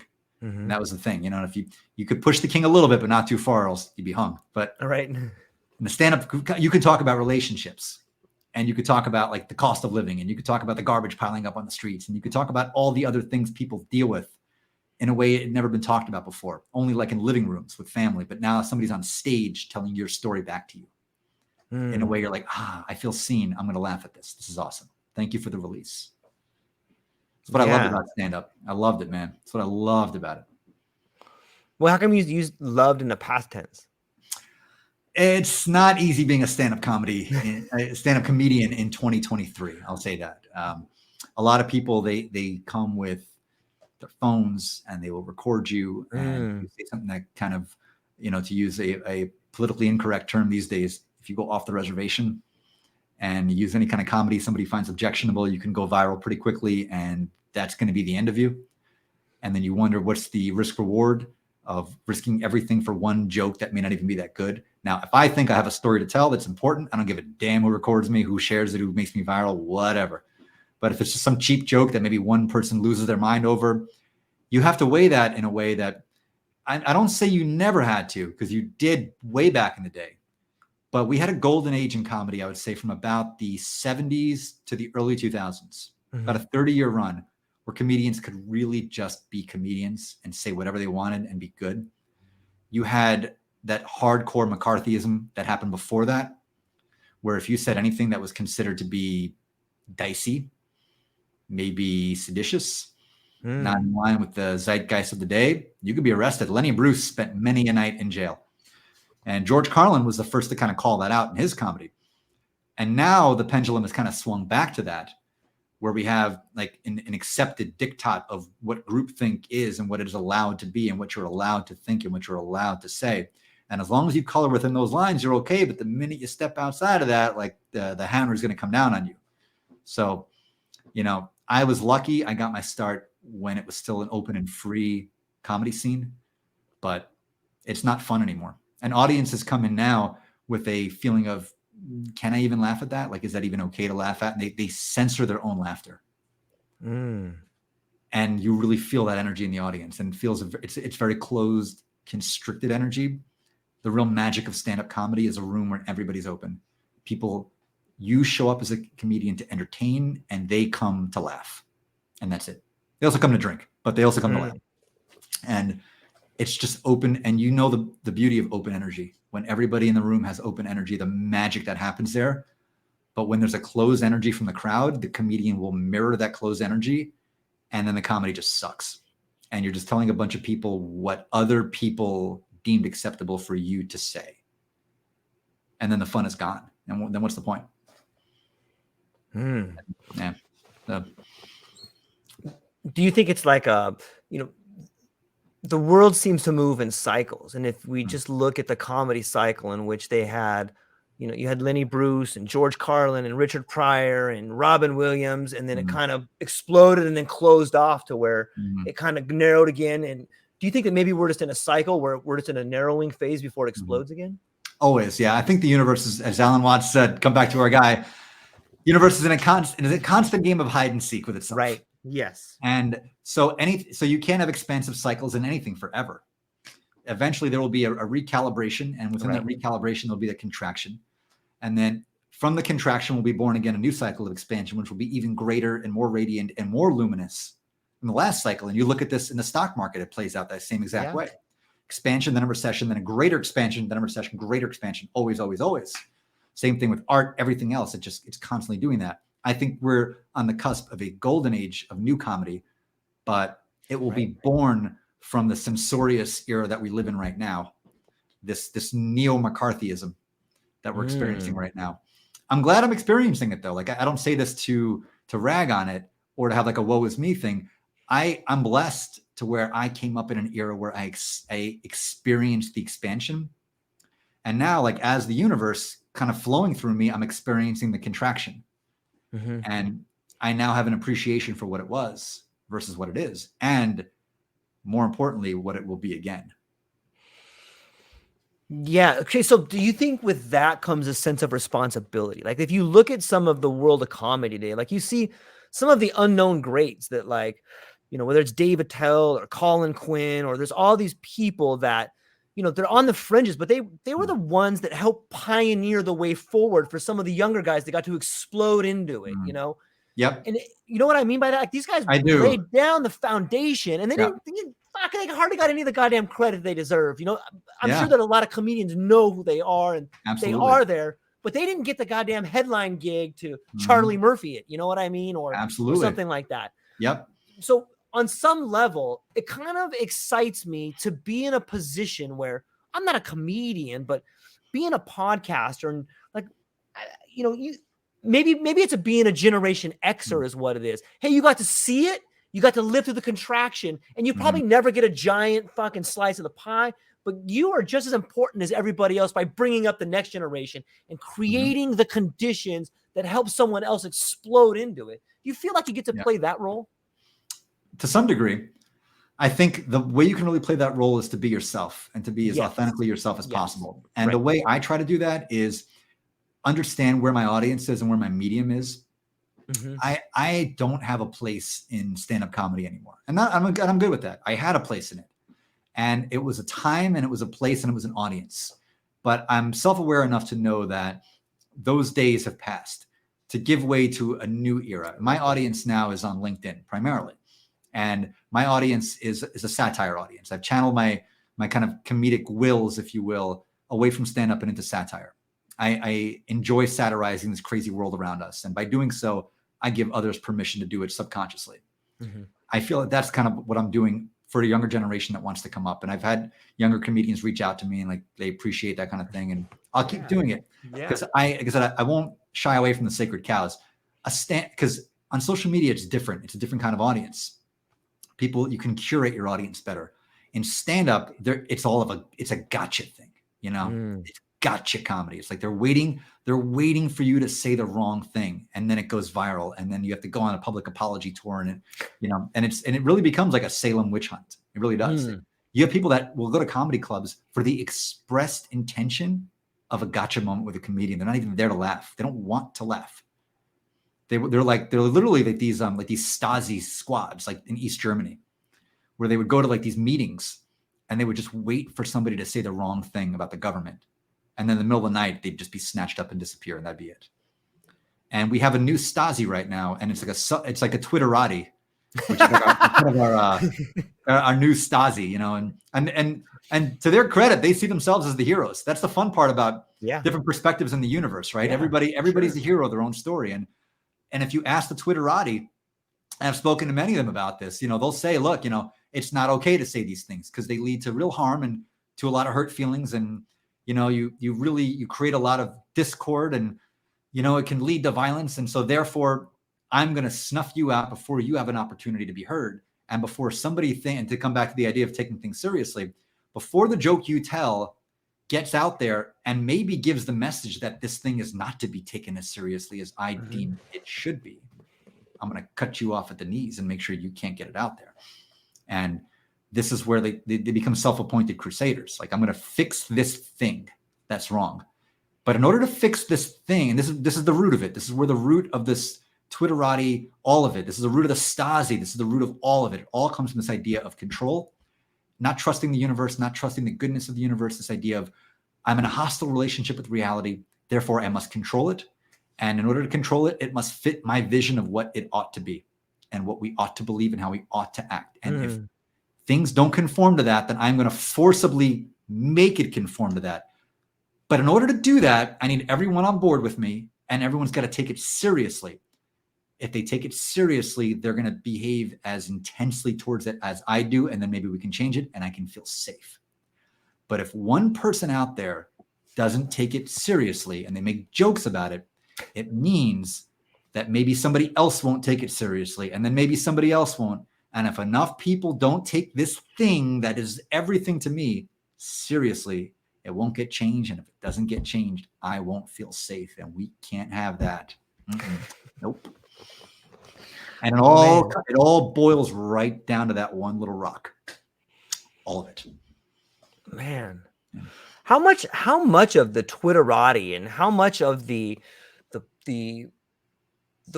world that seems to be oppressing people from laughing is real versus just propaganda?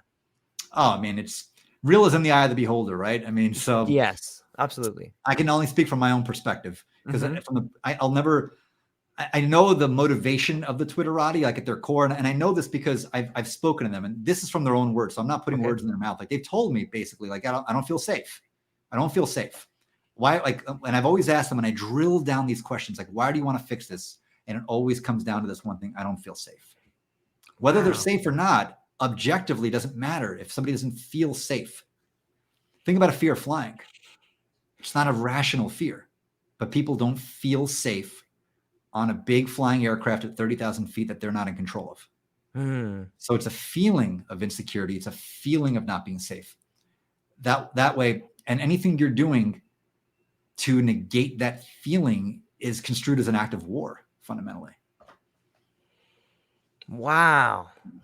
I cannot, it's almost like it's a self-fulfilling prophecy. Like they're trying to, whoever they are, it seems to me the narrative of people that are consumed by feeling unsafe are trying to propagate the narrative of uncertainty as the enemy.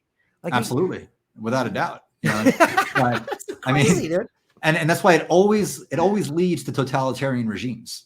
Anywhere in the world you look, whenever enough people feel unsafe, and this leads to totalitarian regimes on the right and the left. Either way, when people don't feel safe, and when enough people don't feel safe, they feel they need to control reality. So they will manifest that in a government that will control every last thing that it possibly can, from how much food people get, to where they're allowed to live, to what they're allowed to say, to what they're allowed to think. And ultimately what happens is they end up feeling less safe because you can't control reality. You can't do it. You try, and every one of these regimes ends up in absolute misery for everybody who lives under there. Because the more you try to control it, the more miserable. It's like in life, the more you try to control your life, the more miserable you're going to get. So imagine doing that writ large. And this is what we see, which is why you'll always see an outflow of people from the place where there's the most control to the most free flow. That's why you don't see people risking their lives to get from South Korea into North Korea. Nobody risked their lives to get from West Berlin to East Berlin. Nobody ever risked their lives to build a raft to go through shark-infested waters from Miami to go to Havana. Never happened. Ever. And if there's one case in any of these countries, please let me know. I'd love to be corrected about this, but I don't think there's ever been one. And it comes down to that one thing. It's this idea of control. And freedom is our natural energetic state of things. And the more you try to constrict the flow of energy, it will flow around it. But you'll be miserable if energy gets boxed in. And I think this is what comedy is up against right now. It's people who feel unsafe, and they're trying to control the entire world around them. And COVID has only made people more neurotic about that, because it's just reinforced in their mind, well, shit, yeah, the world's not safe. Look at what just happened. Of course the world's not safe. So we got to control it even more. Yeah. You know, it's an interesting idea on COVID on so many levels. Like, you know, my daughter being in Hawaii, like you're surrounded by so many different cultures. And I was at a PTA meeting. I use PTA as just as the idea for school government or whatever. It was a parent teacher conference or something along those lines. And the teachers were up and they were asking, you know, I don't know, there's probably 30 parents in the room. And one of the teachers got up and they had asked, what is it that you would like to see be instilled in your children as they go through the school? And one of the ladies, very proper, intelligent, beautiful Japanese lady, stands up and she says, I want my child to be obedient. And I'm just aghast, like, fuck, that's the last thing I want. And so, you know, of course I have to stand up I'm like, you know, I'm not sure that we're talking, maybe we should define what obedience is, you know, like that. I thought that was a good answer. Like, because maybe we're not talking the same language. Obviously we're different cultures. And she's like, yeah, she goes, well, you know, I would like them to, you know, honor and respect their elders. And I'm like, okay, I'm with respecting your elders, but I cannot get behind the word of obedient. The last thing I want my child to be is an obedient worker, you know, but it opened up this conversation of like, wow, there's two different worlds. And even though we're communicating in English, she probably speaks 3 languages. I speak maybe Spanish a little bit. And we get into this idea of definitions and, you know, what the hell is honor? What is obedience? And no wonder why we can't even move down a path to success when we're a group of people that definitely prefer in-group preference, and not that we hate each other. It's just that we have different ideas of what things should be. And, you know, it's amazing that things even work as well as they do. Like it's, I don't know. It's kind of a shock in the back, but yeah, right. It's crazy to think about. I think a Japanese culture is a really interesting case. Absolutely. I'm so fascinated by Japanese culture. I think a lot of the obedience comes from, you know, traditionally the makeup of society there. But I think really after you look at that society after World War II in particular. Sure. And this really was we have to all pull together and be extremely disciplined and be diligent That's another and word. cross every T and dot every I to rebuild our destroyed country and our destroyed civilization from the absolute rubble. And it's going to take all of us, and there's no room for error, and there's no room for fucking around. Like, we have to all pull in the right direction, and we got to be tightened up when we do it. And then you look at the country they've created from the ashes. It's the marvel of the world. And that will get ingrained in you over the course of generations, like discipline, obedience. This is the way forward. Look at other countries that don't have the same discipline and obedience we do. And look at the basket cases that they find themselves in, constant strife and poverty and hunger and this and that and the other. And because they don't have the discipline and obedience, but we do. Look at what we've been able to accomplish. So I think when you look at that, there's not a lot of room for nuance. If you let go of the reins a little bit, say, well, we could just fall into chaos now. And this is where the fear comes back in. We can't go back to that. Like, we were traumatized by that. We're never going back to that. So how do we keep what we have now? How do we keep our prosperous, free, disciplined society? By being obedient and disciplined and buttoned up. This brings up a whole quagmire of, like, I was recently talking to some people about, like, generational trauma and how some of the things that you go through in your life, you may respond to because something happened to your grandfather, your grandmother. And on a side note that I think underscores this idea is that there was I can't quote the exact people that did the science project. People can look it up, but they did this project with worms where they would take the worms and they would shine a light on them and then electrocute them, shine a light on them and electrocute them. And they got to the point where they conditioned the worms where all they had to do was shine the light on them and then they would clench up. It's sort of like the idea of a Pavlovian dog where you blow a whistle and they salivate. Okay. Absolutely. If that's true, and those patterns hold true genetically, that is a fucking boom. Oh, yeah. Right? Now you could say, like, okay, well, maybe that from the Japanese culture comes this idea of obedience from World War II. Or maybe it comes even further back, that when they saw the emperor as a manifestation of God. Absolutely. It flows all the way down. And then you start looking at you look at the American culture where they're like, fuck obedience, man. I'm gonna do whatever the fuck I want to do, and nothing you can do about it. Yeah. All of a sudden, you have a mixing pot of all these cultures coming together. No wonder there's like a disaster, right? Of course. How could it not be? I mean, this stuff is absolutely generational, and it gets passed down DNA, also in the creed. You have this country that was literally born on the idea of go fuck yourself. I'm not doing it. I mean, that was like our literal founding credo. Was go fuck yourself. No, I'm not doing it. And that's it. And no other country has ever been formed on that before, but we were. That was our founding principle. Yes. Everything else was window dressing. And it was great window dressing, but there was window dressing. Like, that's the core principle. Right. And that will attract a certain kind of person from every corner of the world who's like, hell yeah. Yep. I'm all about that. And it doesn't matter if that person is from Greece or from China or from Nigeria or from Argentina. It doesn't matter. They're going to come with that same credo of, I'm going to do me. I'm going to chase my dreams, my destiny, and I'll be damned if you or anyone else is going to stop me. And they teach that to their kids and then their kids and then their kids. And that bleeds into everything. Right. Yeah. Yeah. And that's now we're back at the idea of America. And, like, you don't have to be, if you live in South America, you still be American. If you live in China, you could still be American. Like, I think that is what is needed to create a life worth living. And I think that this is a fundamental dichotomy, because now we have this idea of the Twitter, right? Like, listen, goddammit, you can't have that, all right? Because there's not fair, and this is going to happen. And even, I mean, I can see the dichotomy in my life where part of me is like, dude, you guys can go fuck off. I don't care. I'm going to do this, and you might not like it, but I'm going to do it anyway. But it is that same attitude that's like, oh, you're going to do that, George? You're just going to shit on all these people over here? It's kind of a weird sort of dichotomy in ourselves, right? Yeah, I mean, I was thinking about this a lot last year, actually, and I almost wrote like a whole book on this. You should do it, man. I would totally read it. I know, and it was all about, like, political movements in the backdrop of a greater spiritual truth and context.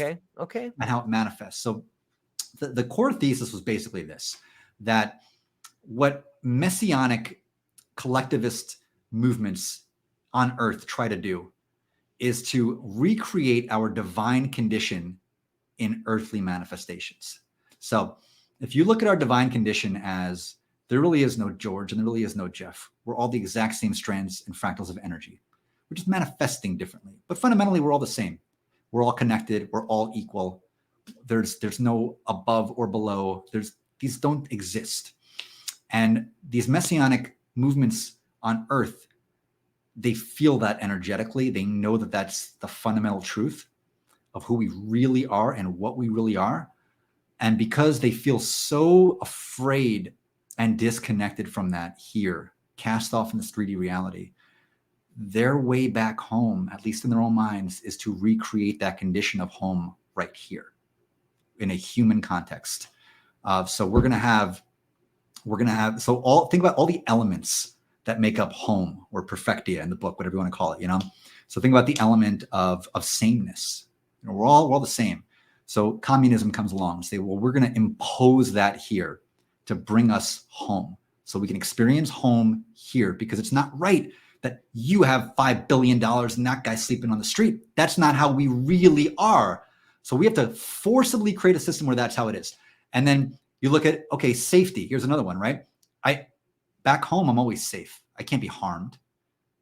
But I feel unsafe here. There's, muggers in the street who can get me. There's a neighbor next door can rob me. There's an invading nation next door that can come in. So I'm going to create a fascist situation here, a fascist dictatorship to keep me safe. And therefore, if we have complete fascism, if we have troops on every single corner, guarding everything all the time, we will be safe, and therefore we will be home. And the same people now who are involved in, when they say, and particularly anti-racist activism, right?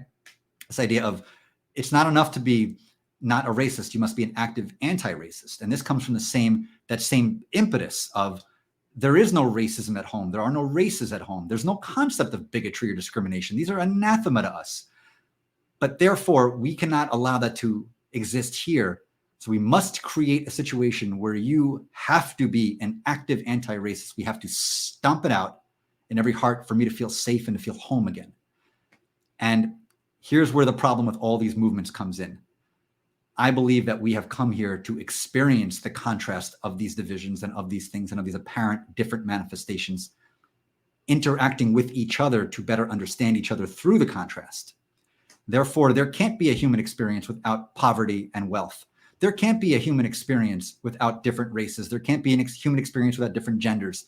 There can't be a human experience without different political systems and languages and ideologies. This is not a bug. This is a feature. And in order to try to go home, because they're feeling incomplete, they're trying to recreate home here by eliminating all the features of the game and trying to eliminate the game itself. And this is why these systems and these processes and these parties and these governments, they always fail, because the purpose of the game was to experience the contrast within the game and to try to transmute the contrast within the game, but try to make it better, but not eliminate it. It's not good to look at racism and say, that's okay, fine. No, how do you become an anti-racist in your own life? How do you show people love and grace and harmony and magnanimity and support and shine a light for others to do the same? But not how do you forcibly force everybody around to do it, because you won't be able to, and you'll make yourself crazy trying. How do you try to make sure everybody has economic opportunity to not live on the street? But you can't force everybody to not live on the street. You can't force everybody to have the same income. And the more you try to force it to get home, the further from home you actually become. And that's the great paradox. The more you chase home, the more home runs away from you, and you end up further in this shit.